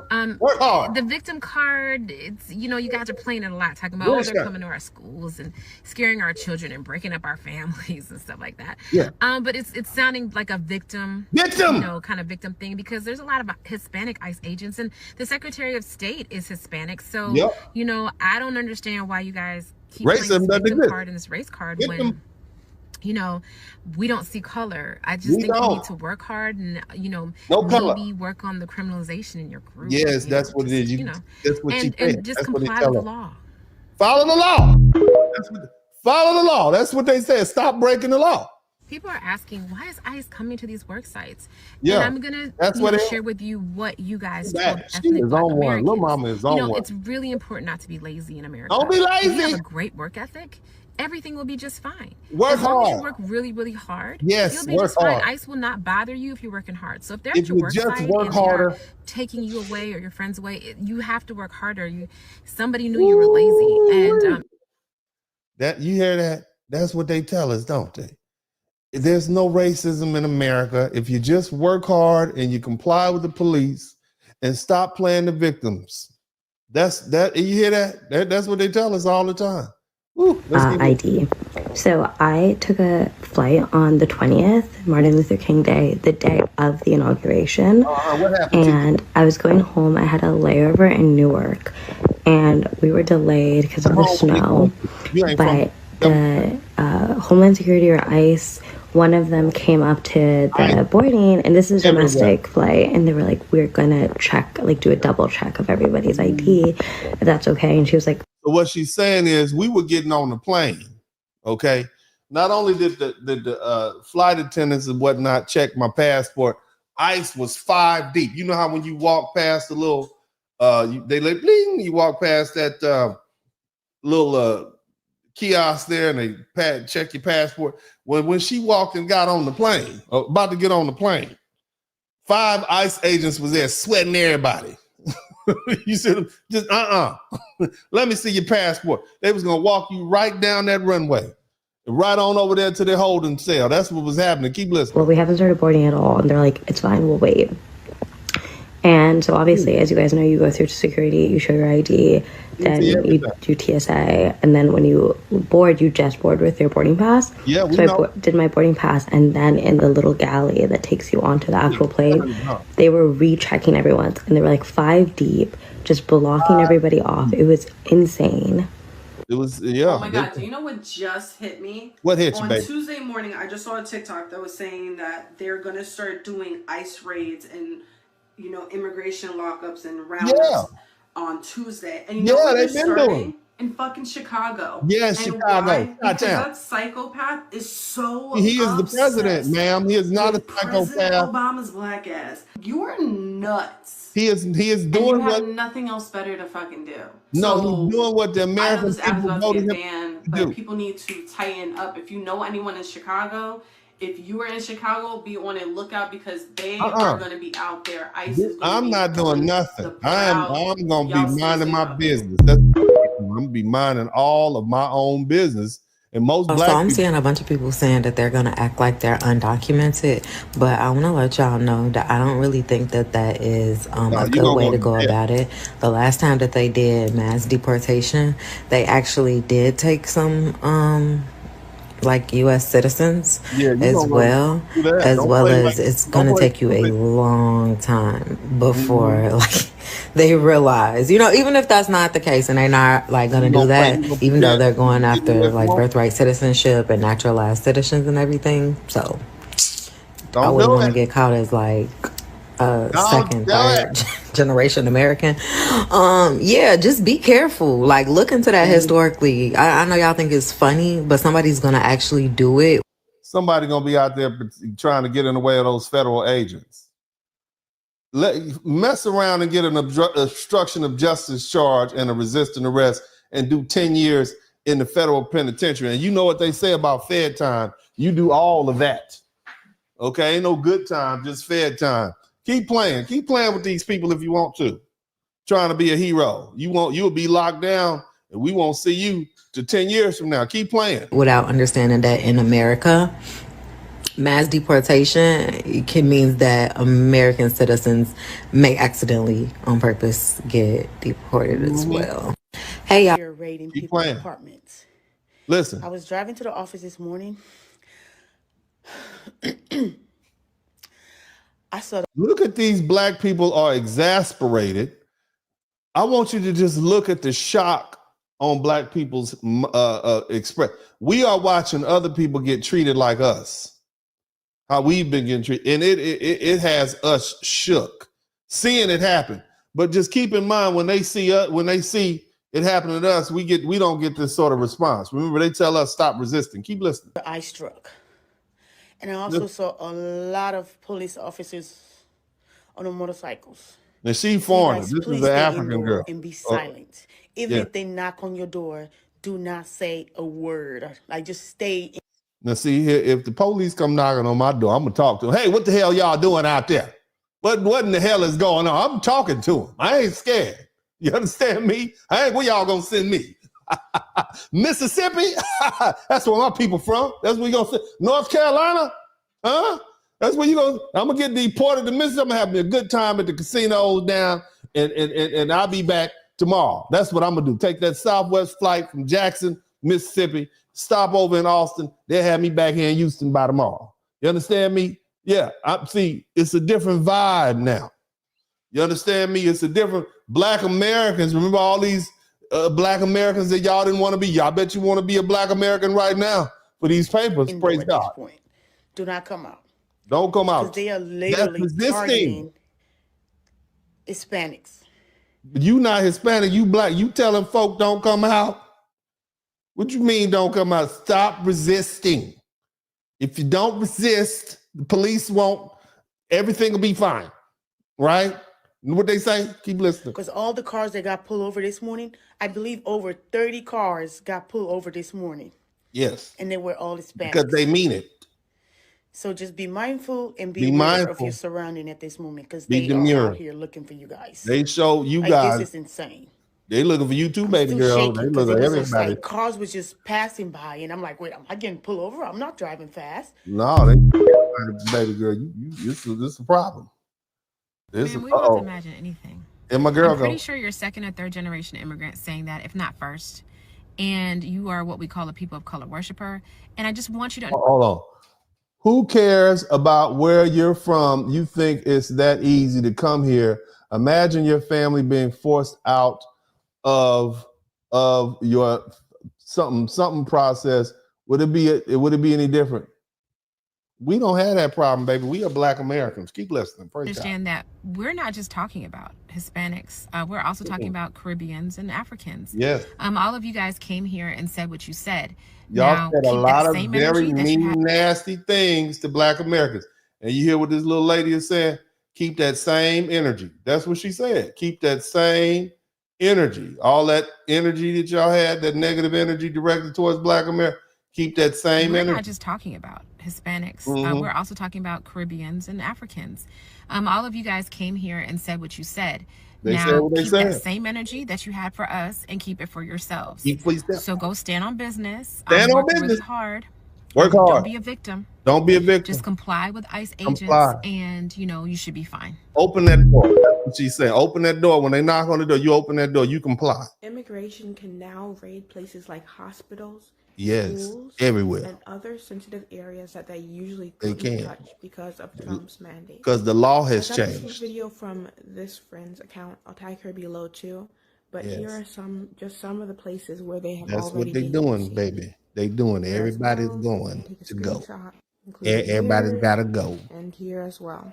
Yeah, everybody's going to leave. I'm not most authority on this whatsoever. I don't live near these places, but it's important to share this information around. Do some research yourself. Yes. To protect our friends and neighbors who are migrants. I'm protecting neighbors. Also follow her for some. I'm not getting in that. Most people are not getting in that. They're not. Y'all, these ICE raids really got my heart breaking out here. It's crazy because like my mom and even like people that I work with kept telling me how like there's no one outside, like no one in the trains, no one in the schools. No, they don't. She in New York, and her parents are African. That ain't nobody gonna be in the train. They know that's where you're gonna be. You in New York. They know where you at. They're gonna catch you in the train. That's why they not. I ain't worried about it. I'm down in Texas, baby. I see why they not. You know why they not in the train? You know that. There's so many families being broken apart, and it really breaks my heart because it's like being an African child who has immigrant parents, like they really like left their lives behind. Well, you can go start a new future. See, this is the thing. Y'all always talk about how wonderful y'all countries are. Y'all have your little flags up and whatnot, and how wonderful the culture is and the food, and how we don't have. And now you get a chance to go back to your country that you always say has this wonderful culture that's much better than ours. So now you got a chance to go back and just really live it up, man. I mean, I thought y'all loved y'all country, because see, this is the country with us in it, and we so horrible and everything. So, you get a chance to go back and absorb that culture and the food and all that stuff that y'all like so much. Right? Ain't nothing wrong with, right? That's what you said, culture. For their future families. And I'm just extremely grateful for that. Like, obviously, I made the most of it in the best way that I could, but my heart just goes out to those families that are just being like all broken up. They going home, baby. They going home. Yeah, that's the people elected by the majority of America. So at first, ICE was just going in schools and stuff. No, that wasn't enough. Taking people, no warrants, nothing, warrant. Just doing what they want to do, basically. That's what they did. Now, they have warrants. They got warrants. And they're going in. And it's crazy because I just seen a post saying that 3 homeless shelters in New York City was just raided by ICE. But this time when they came in to get that's where the people are. They had a warrant. Homeless shelter. They got denied them coming in. No, they had a warrant. That's what just they do. Warn y'all. Make sure y'all share this post. Don't post whatever the case may be. Y'all told us. Like as of like going forward, they are starting to obtain warrants to enter the premises. They don't have to just barge in. You don't have an argument that, you don't have a warrant to come in here. You can't do that. No. They do now. They do. Because they're law enforcement, right? I'm gonna go ahead and let y'all know this too, just in case y'all been sleeping. Back to blue, right? Working hard. Yes, they are. They went in full-fledged on January 20th. They have already started raiding a lot of places. Yeah. All right. I'm just saying. We all know. We seen it. We see it happen. We know what they're doing. And the most recent, did y'all see what happened in Newark, New Jersey? Okay. Yeah, we saw. Look it up. Yeah, we saw all that. We seen that, baby. We seen it all. Shout out to all the black folk for expressing themselves and saying what they have to say. You understand me? Now, I do have a video of white folks, doing what white folks do, kind of, taking both sides. Just I ain't gonna play all of them. You see what I mean? I thought this was interesting. Look at this. This is how they feel. This is how they feel right here. Look at that. And then she got Ice Baby playing in the background.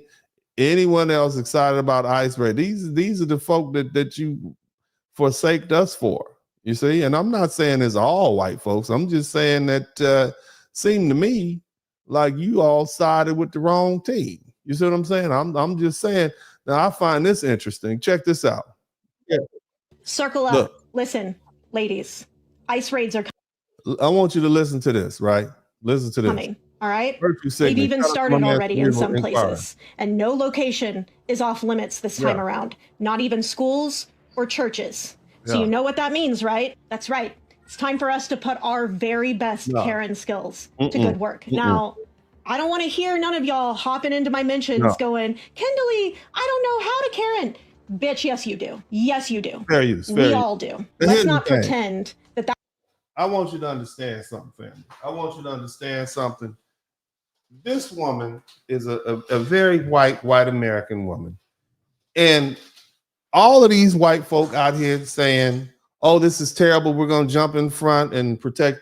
Remember, the majority of white people voted for Donald Trump. I just want y'all to understand that. this is all fun and games to these folk. The majority now they saying, no, we're going to help save the people that we just voted to have removed from the country. I just want you to understand the games being played. You see what I mean? It's like they're taking both sides of the field. You feel me? These same folks. Okay, you know these mass raids that ICE is doing right now? Do you think they're doing deportations? Oh, no. They are not doing deportations. They are doing detention centers because Trump's billionaires' friends, they own private prisons. And all the people that ICE is currently detaining will go into those private prisons. They will. And they're not going to be deported. Nope. They're going to stay there for years. And guess who's going to pay for that? You and me. Yep. So she's saying the same thing I said. You understand me? The game is afoot, family. The games are afoot. Now, here's the thing. I'm going to give you all your marching orders because I think it's just important to do. We're going to cap this thing off. I'm going to read these super chats in a minute. But we're going to cap this thing off real tough. Are y'all still with me? If you're still with me, hit the number 1 button. If y'all ready for me to stop talking, I shall. But I got some more to say because we need to have a well-rounded conversation. We got 43 super chats. Hell, we might break a record tonight. Shout out to everybody. I'm going to read them all. Now, look here. From the moment our ancestors were forced across the Atlantic in chains, Black Americans have faced relentless racism, economic exploitation, and social exclusion. You understand me? And this country has done everything possible to keep us at the bottom. For 400 plus years, free labor from us has built this country and the American economy. It's what jump-started the thing. And what do we get in return? We got Jim Crow, we got stripped of our humanity, and we got enforced segregation, separate but unequal. Okay? That's what we got. We got crumbling schools. We got dilapidated housing. Now, we did get a few opportunities for a few select Black people, right? They will let a few of us come up. You understand me? And we demanded equality. And what do we get in return for our demands for equality? We got brutality.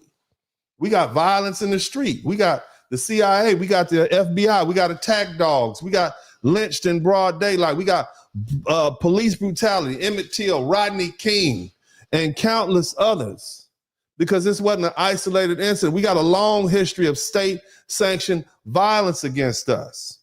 And then after that, we got redlining, discrimination in hiring, mass incarceration. This is what we dealt with. But we strategically used what we had, right, to accumulate wealth and try to break the cycle of poverty against all odds. You see, and America still erects barriers to ensure that our generational wealth remains out of reach. And yet through it all, we still rise. We fight. We continue to demand justice, not just for ourselves, but for every other group that comes to this country. Every right, every privilege that these other groups get, these marginalized groups, everything they enjoy today, from women to Eastern Europeans, to Latinos, to Africans from the diaspora. The civil rights movement set the foundation for women's rights, immigrant rights, LGBTQ rights, and everything else. The Civil Rights Acts in 1964, the Voting Act of 1965. It didn't just benefit us. We fought for it, we bled for it, but it opened the doors for every minority. Black leaders like A. Philip Randolph, they fought for fair labor practices. Fannie Lou Hamer. This is what they did. This is what benefits these immigrant workers. And yet, despite our sacrifices, we're often left to fight alone when our community needs support. You're not there for us. Immigrants, particularly from the Caribbean and African nations, have been very disappointed to Black Americans. And oftentimes you benefit from our struggle, but you turn your back on us once your place is secure. Your flags come out. You see, you distance yourselves from our struggle, and you help perpetuate this anti-Black stereotype. Oh, those Black people, Black Americans are not. You do it all the time. But you only claim Blackness when it benefits you from a political standpoint or social. Look, Black Americans, foundational Black Americans, ethnic Black Americans, indigenous Black Americans, whatever you call yourself. You cannot continue to carry the weight of every social justice movement without reciprocation. You don't have the time, energy, or anything for that. It's time to prioritize your own community and your own needs and our own advancement. We must stop being the unpaid soldiers for every damn fight and start focusing on building our own legacy and our own wealth and our future. Black Americans, we bled, we sweat, we died. Okay, we put it all in this country, and enough is enough. No more free passes for people who leech off of our struggle while offering nothing in return. At this point, we must demand the respect. We must demand reciprocity and unwavering solidarity if we're going to pull, and here's the thing. Okay, if they don't, we're going to pull the plug permanently. We're looking for economic domination. It's time to shut down all the handouts to the outsiders. We're looking for political ruthlessness. No more blind loyalty to any party or any coalition that has strung us along for generations with a bunch of empty promises. It's time to lock down our culture. Look at this dude, Fat Joe, claiming hip hop for himself. You understand me? Our music, our fashion, our culture, it's been looted for decades. We got to shut people down. No more free access. Yeah, you rap good, you sing good, but you can't do R&B on my tour with me. You can't do hip hop on my tour with me. We got to shut it down. If they want in, they need to acknowledge us and they need to pay us. And they need to show respect after they pay us, or they get nothing. We set the trends, they copy them. No more exploitation without compensation. You understand? We spent generations standing up for rights, for everybody else, fighting for justice, for everybody else, equality and fairness for all, everybody. You understand? It's time for us to do the same thing for our communities. We need to show up for us. That's what we need to do. Because when it's time for them to show up for us, they're nowhere to be seen.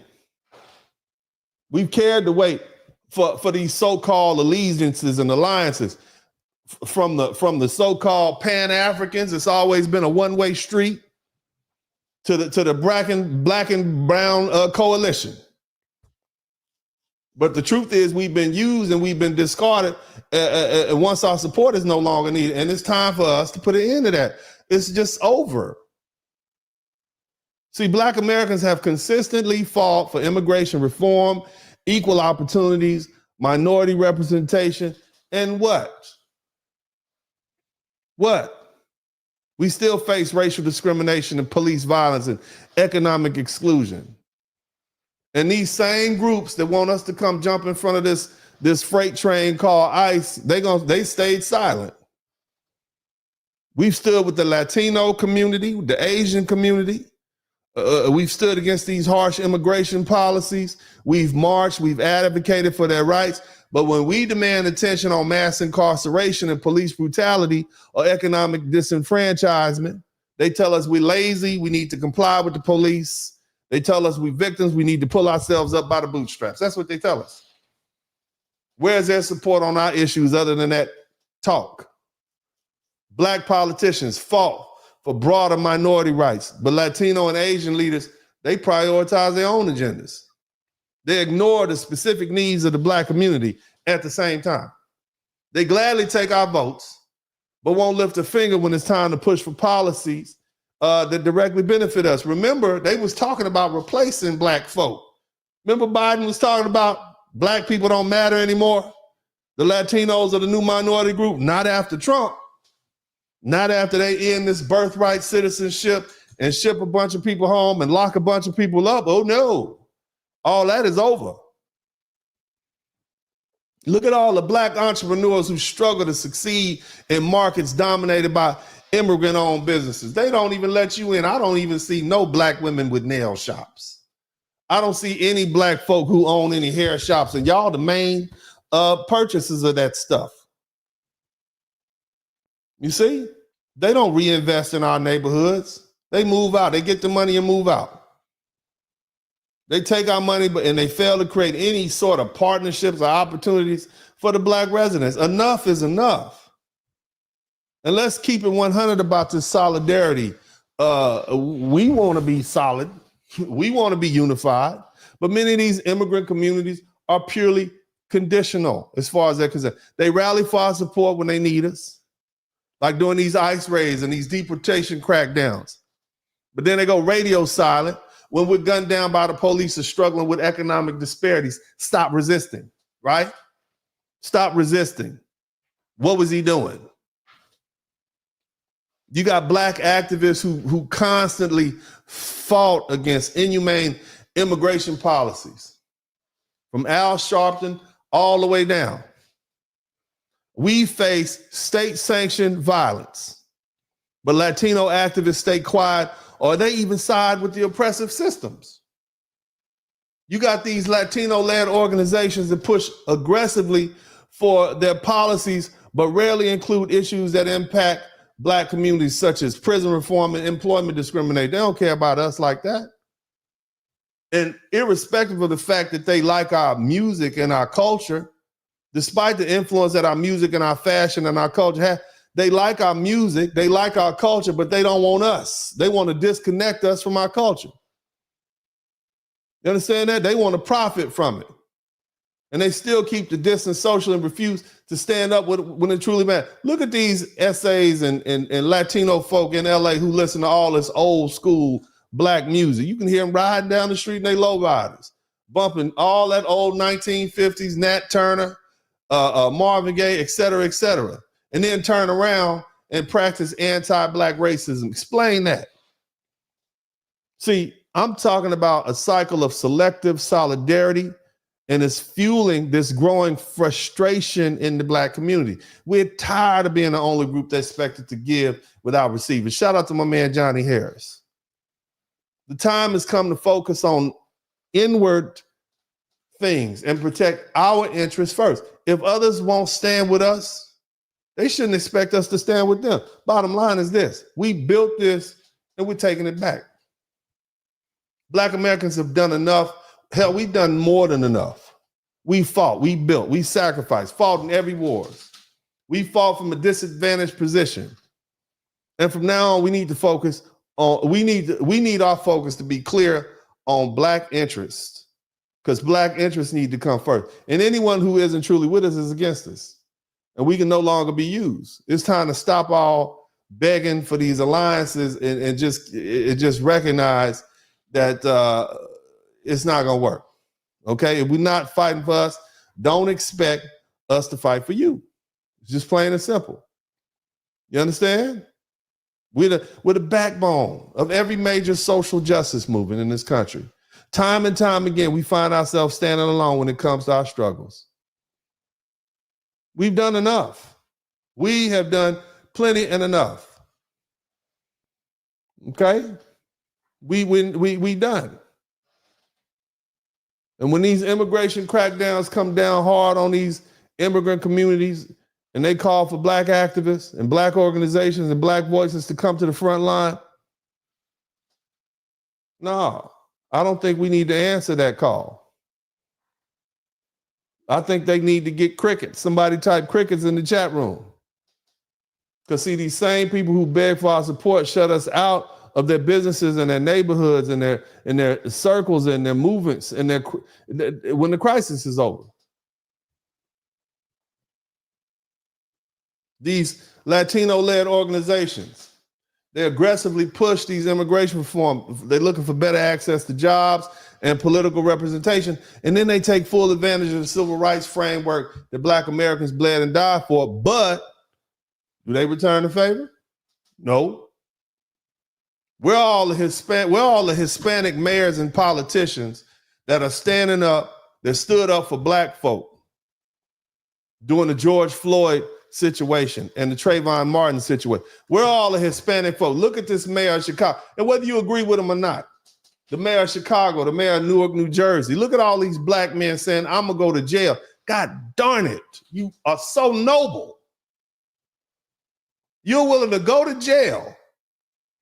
And you can't find hide a hair of one of these Latino mayors and whatnot when black folks' butts on the line. Come on, man. I can't even name one that stood up for black people like that. Mayor Brandon Johnson is one of the most hated men in America by Donald Trump because he said, no, you're not coming to my city to do it. And right or wrong, the brother said this the other day, man, as a black man who is descended from slaves, I'll be damned if I stand here and support this federal government coming in, snatching brown people out of my city. Damn, man, I can't argue with that. Golly. I'm just saying. Shout out to Mr. Lane. Damn. But where's the reciprocation? Where all the Latino mayors and congressmen and councilmen who stand up for us like that? I'm willing to go to jail for your black babies. I'm willing to go to jail to keep the police from beating and killing your. Where they at? I ain't seen them. Let's cut to the chase, man. Some of the immigrant communities, especially Latinos and these African immigrants and Caribbean immigrants, they've mastered the art of taking from the black struggle without giving anything back.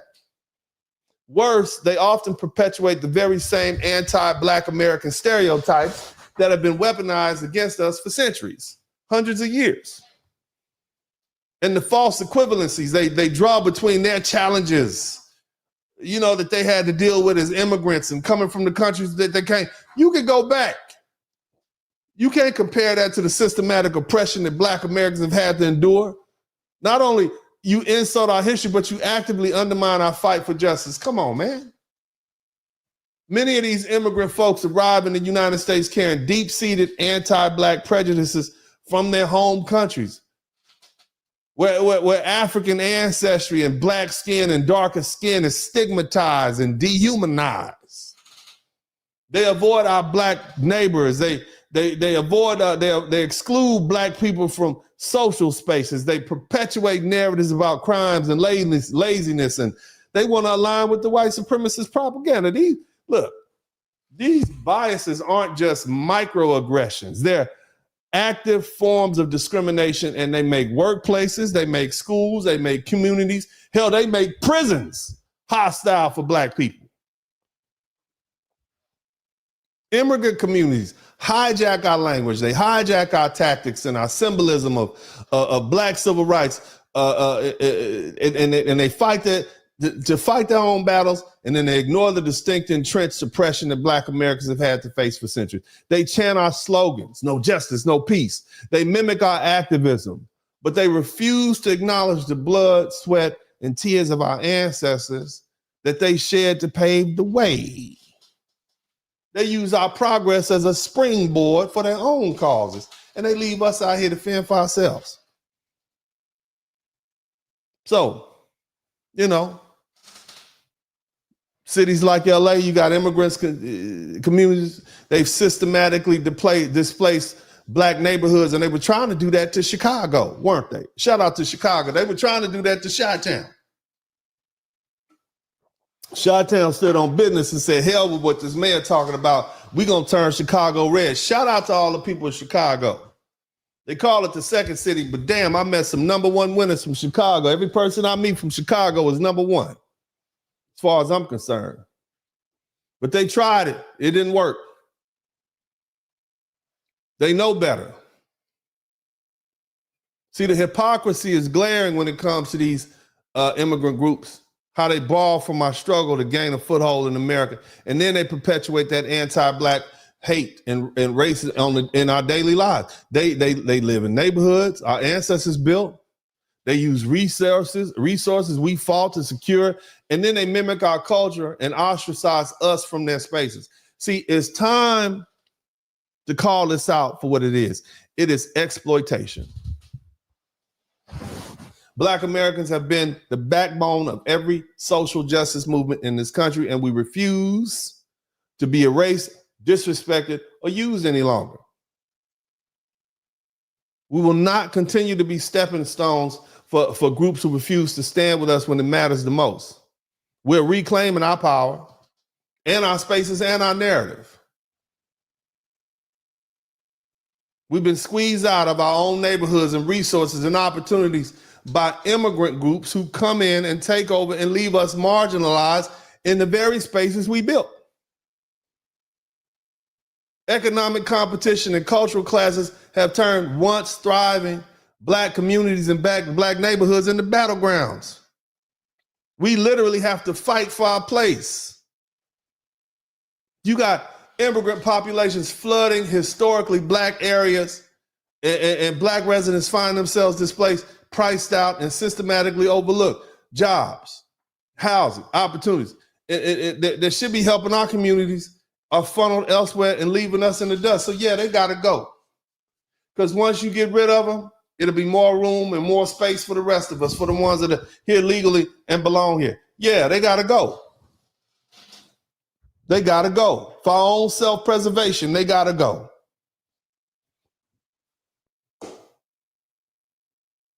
Instead of fostering unity, these divisions, they widen by this discriminatory practices and unequal resource distribution in favor of immigrants who just got here.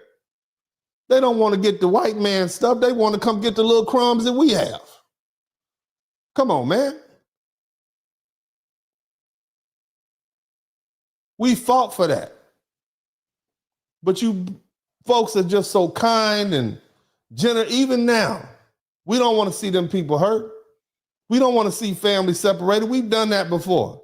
But damn, at a certain point, Black folk need to stand up for themselves and say, hey, man, it's time for us to put ourselves first. And there's nothing wrong with that. Nothing wrong with that at all. Nothing wrong with that at all. Look. The bottom line is, folks, there's no more free rides. We're done being the backbone for all these movements, especially ones that leave us behind. Black Americans have we've been the moral compass, the cultural innovators, and the political force that drives progress in this country. We are the moral compass of this country. We are the ones that say, no, America, you must change. You must live up to your ideals. We do that. But from now on, we need to focus on us. We need to reclaim our communities, our resources, and our power so that we can reclaim our families. So we can put Black men and Black women together so we can raise healthy Black children. We need to focus on us. And if others won't stand with us, they shouldn't expect us to stand with them. No more blind support, no more empty alliances. Now, what's the future strategy? Huh? What's the future strategy, family? I'm going to tell you in a minute. First thing I'm going to do is read all these super chats. And then I'm going to wrap this thing up, man. Shout out to everybody who's contributed. We got a lot of people in here. Y'all make sure y'all hit the #1 button. I ain't finished yet. And y'all hit the like button and hit the subscribe button if you hadn't already. Shout out to my man Blue Baggins. I'm confused. Why are they having a victim mentality, right? Isn't that what they tell us? No victim mentality. Shout out to my man Mark, the freelancer. He said, hey, it didn't do nothing. Right. That's what they saying when the immigration is coming at them. My man Emmanuel Dark just need to pull themselves up by the bootstrap. Isn't that something how it sounds harsh when it's coming out of our mouth to them, but they were okay with saying it. Blue Baggins, the usual suspects, why are they running? Don't they know the police are there to help? Right. Isn't that something? Yeah, man. Shoot, that's crazy. All the hypocrisy. It's funny. It's easy for them to judge us when we're dealing with it.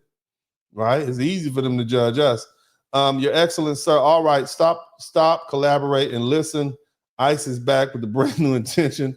I need illegals to be gone. Yeah, man. I mean, some people, some brothers have, some Black folk have that way of thinking, and justifiably so. Hold up. It's 870 people on the main channel and only 225 likes. Are you allergic to the like button? You guys hit the like button. We got 45 in the super chat. If I can get to 50 super chats, that'd be great. That's 5 more. Anybody? I appreciate that. If you appreciate what you heard, you don't have to contribute if you don't want to. But if you learn something tonight, especially I know nobody else is explaining how the stock market and these privatized companies are going to truly benefit from this incarceration. There's no way we can deport 14 million people in 4 years. Even if J.D. Vance wins, there's no way you can get rid of 14 million people in 12 years. It's just nearly impossible. So they're going to house them, okay? That's what's going to happen. But yeah, I appreciate the super chats. We try to get 5 more. That'd be great. I know it's late. 5 will be live. Shout out to my man Eddie B. Uncle D, that's been the biggest stopping point this whole time, is that the resources that should have gone to us, especially in places like Chicago, was given to legal immigrants, but gave a damn about and that's just true. That's how we feel. Politics, resources, that's what this is about. And they come up here and flood our communities, of course it's going to go to the people who have the most votes, you know, and that's what they were trying to do, but Chicago wasn't having it. One day, could you express and explain how all these diaspora immigrants been slick, double dipping? They get our American black dollars in foreign aid plus American domestic aid. Y'all might do that one day. Thank you so much, Oren. I appreciate you. Your Excellence, watching the documentary and hearing an African tribe sing "Impregnate Our Enemies' Females so we can breed more of us" was appalling to me. That's not my clan. Those aren't my values and more vile. That's very interesting, man. Yeah, but you know, impregnation is a weapon of war. That's what that's the way a lot of wars have been. Silent wars have been won. Red Sigma, that not all statement is razor now. That not all statement is a razor now. Thank you so much, Red Sigma. Devon said, preach. Thank you for the $5. Thank you for the super sticker. L. Vincent, $3 super sticker. Simple Shit TV, member since 18 months. Support black male media. Good looking out. Charles Keys, thank you for the $5 super chat. Mexicans say they are white. They do. You claim you're white. And now, you know, you're getting that black treatment. I mean, it just is what it is, man. You know, Simple Shit TV, work harder, bootstrap, stop resisting. LOL, support black male media. Yeah, right. Thank you so much. But that's what they tell us. And it's not that simple, because you have a racial dichotomy of racial social structures in this country that just can't be ignored. Don't ignore it. Recognize it for what it is. Damn. You know, be grown-ups. We have racial issues in this country. Just deal with it. It's not going anywhere. It's like a weather. People are entitled to feel how they feel, but you got to know how to deal with it, just like the weather. You see what I mean? It's something you got to deal with, period. I don't make excuses for it. It's going to be there. It's not going anywhere. You just got to put your big boy pants on and deal with it. And same thing goes for the ladies. Fun fact, now all the illegals get a free trip back to their welcoming countries. Mark the Freelancer, why can't these people cooperate with law enforcement? Yeah, it sounds so harsh when it's coming from us, right? Shout out to my man, but this is the same things they tell us. And in this time of crisis, how dare they? Be about peace and pleasure. Chris Brown, deuces. Shout out to you. Wrench Turner Ice giving out chili bowls. Yeah, man. They're giving them, they're doing what they do. TIQS regulators, Banzeret Light, it's time to go make your own country great again. Wow. Yeah, right. Isn't that something interesting? Yeah. You know, a lot of these people left their countries for a better opportunity. And now it's time for them to go back. Jig is up.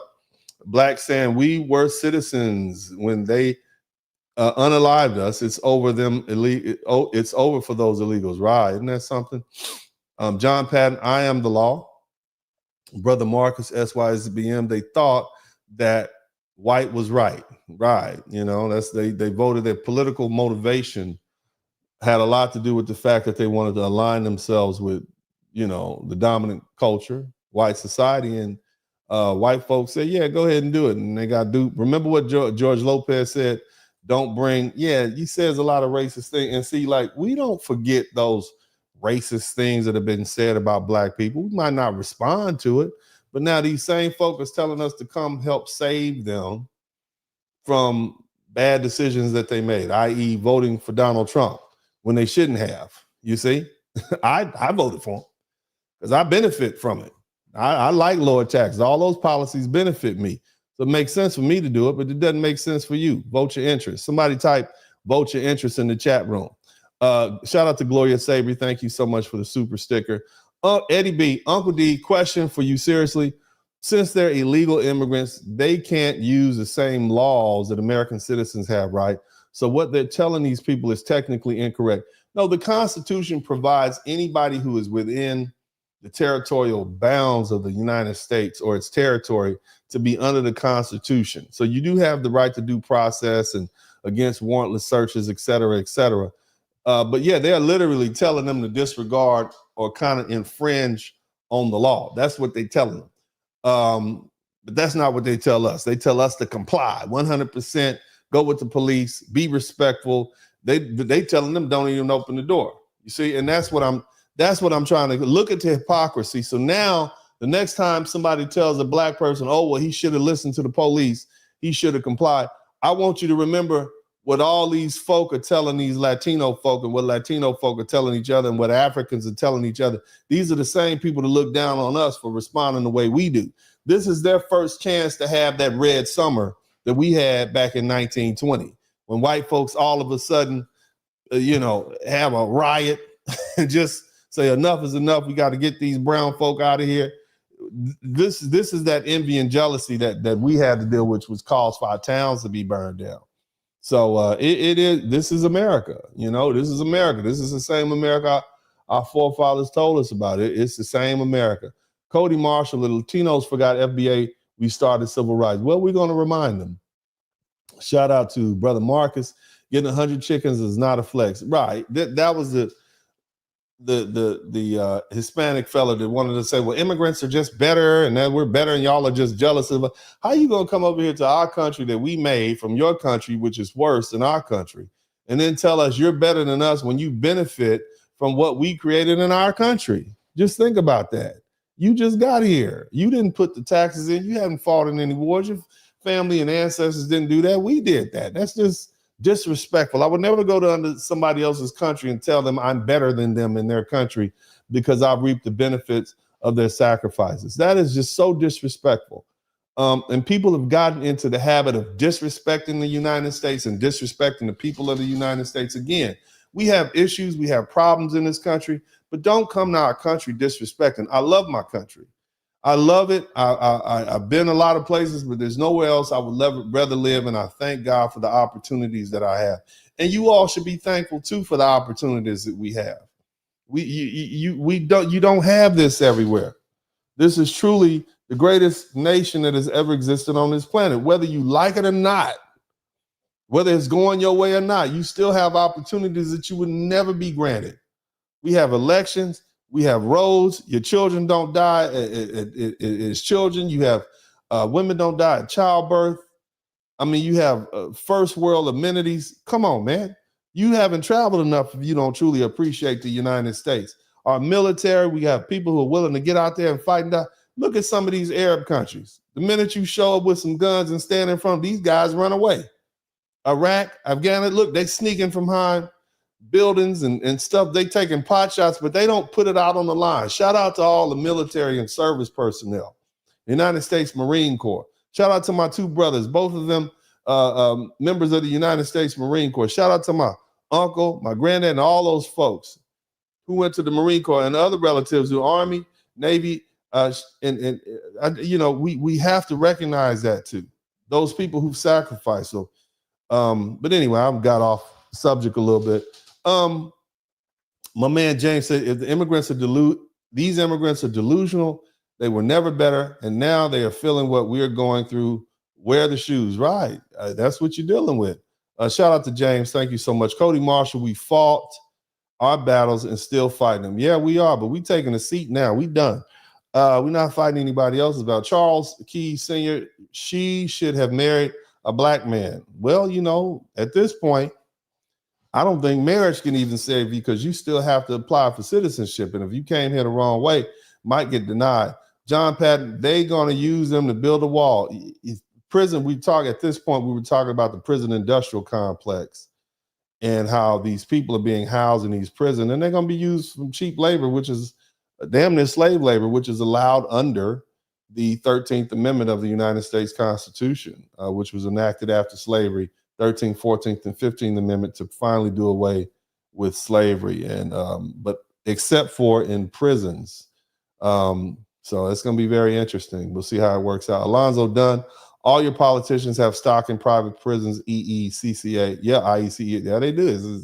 They probably put it in there before the stock price rose. Just for my sense, as a last resort, Mexican men will start marrying Keisha at high rates. They know Keisha has low self-esteem and won't mix babies. Yeah, but black women don't want to get married. If they wanted to get married, they would have gotten married. They don't want to get married. They might have a baby for you, but black women don't want to be married. They tell you all the time, we strong, independent, and don't need a man. They really don't want to have to deal with the burden of being married. I'm just saying, they might take a baby, but why would they marry a man who's poorer than them from another country? You know, but you just got to understand that, man. It's a lot of that. You just recognize it. The sisters are telling you what they want. Now, they might marry if you got a bunch of money, might not get treated with the respect you think you're supposed to get treated. But the bottom line, it is what it is, man. You know, but yeah, I can see it happening. And you can have a baby by a child and then say, a baby by an American woman and say, hey, well, my son or something lives here. Let me apply that child could grow up and be a sponsor. I don't do immigration law, but I can see it happening to that degree. Cerebral Inquirer, ICE got me nice. Thank you so much. Johnny Harris, now y'all are getting the business. So those who say I'm not black, keep our own list. Okay, thanks, bro. Let me see. Apprentice TY, thank you for sharing my views. Dennis, honest truth. Thank you so much, fam. I appreciate it. Johnny Harris. If you read anything about Germany, first they came for the criminals and metal challenge and so-called Jewish people. Then the rest of people they don't like. Right. Shout out to Kay Woolard.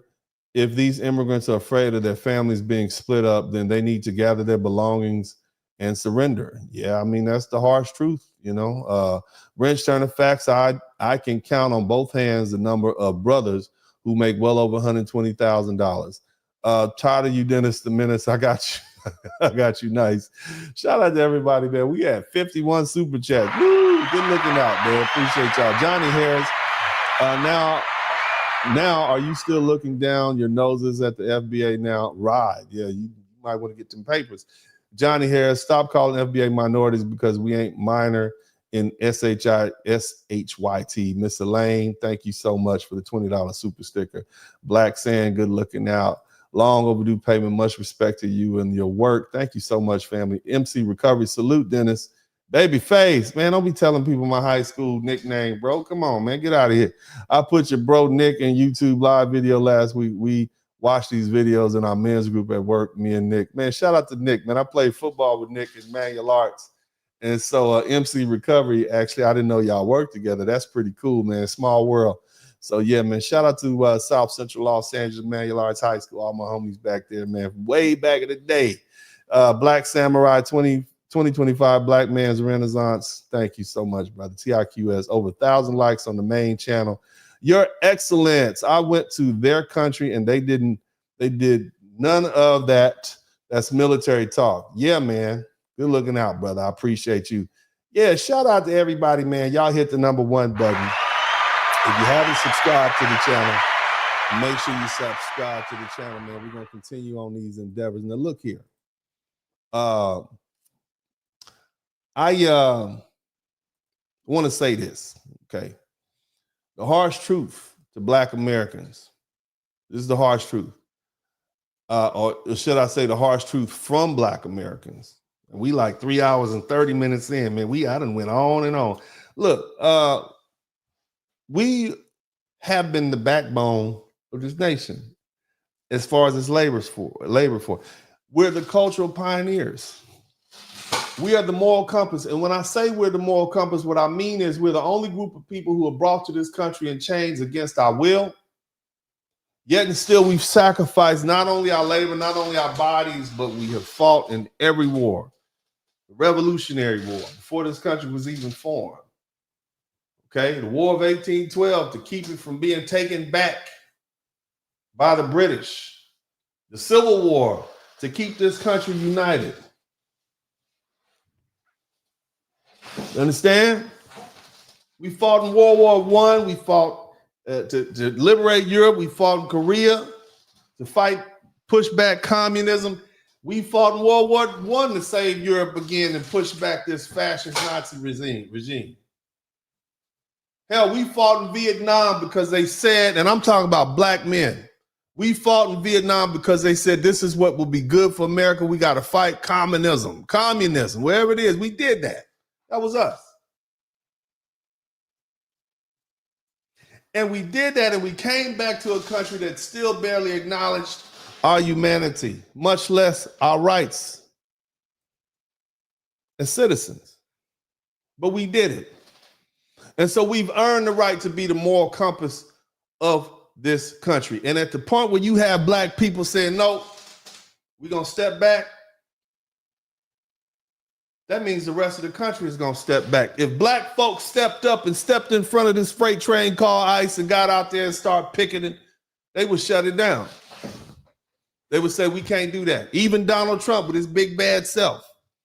If Black folks stood up in front of it, they would say, well, we've gone too far.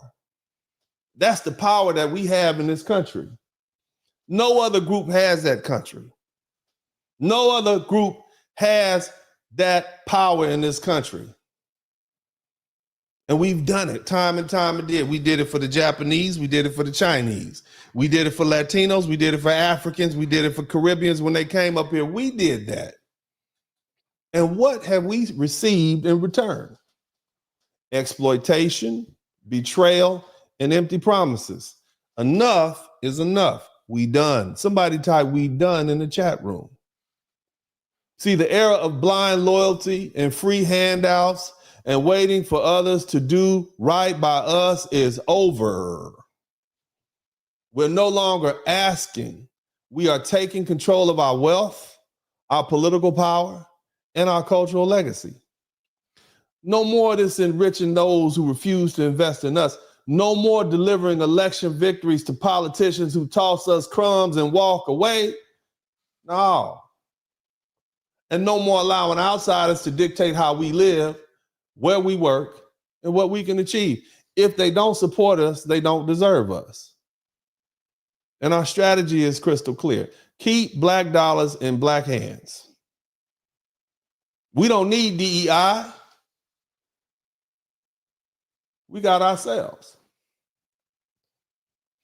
Or should I say, we don't need DEI as long as we got UNITY. Bars. If they don't invest in us, we cut them off financially. We vote for our interests, not empty promises. If they want us to fight, we want them. If they want to fight us, we got to fight them. They won't fight for us, but we won't fight for them. See, we need to focus on building the next generation. We're not raising followers. We're raising our owners and leaders and warriors for the next generation. Let's be clear. At this point, it's about self-preservation. It's not selfish. It's not cold-blooded to be indifferent, especially when you focus on your own survival. Again, and I cannot say this enough, we built this nation. And we will no longer let anyone strip us of our worth, our dignity, or our future. We are more American, or as much American as any person. That's why we call ourselves foundational Black Americans. We paid our dues. We did our time. So here's the deal. If you're not with us, step aside. We're no longer going to wait. We're not going to beg, and we're not going to negotiate. Our focus is on being Black, putting Black people in our interests primary, because history has proven that no one else will prioritize us. We're done carrying the weight. It's our time now. Shout out to my man, Joseph Asbury. Thank you so much for the super chat. I appreciate you. Appreciate everybody here. I love you. I truly love you. I hope you all have been inspired. I hope you all feel justified and appreciated and loved. I've had a good time, and I hope you learned something. Nevertheless, this is Uncle D, and as I always say at this time, I'm out.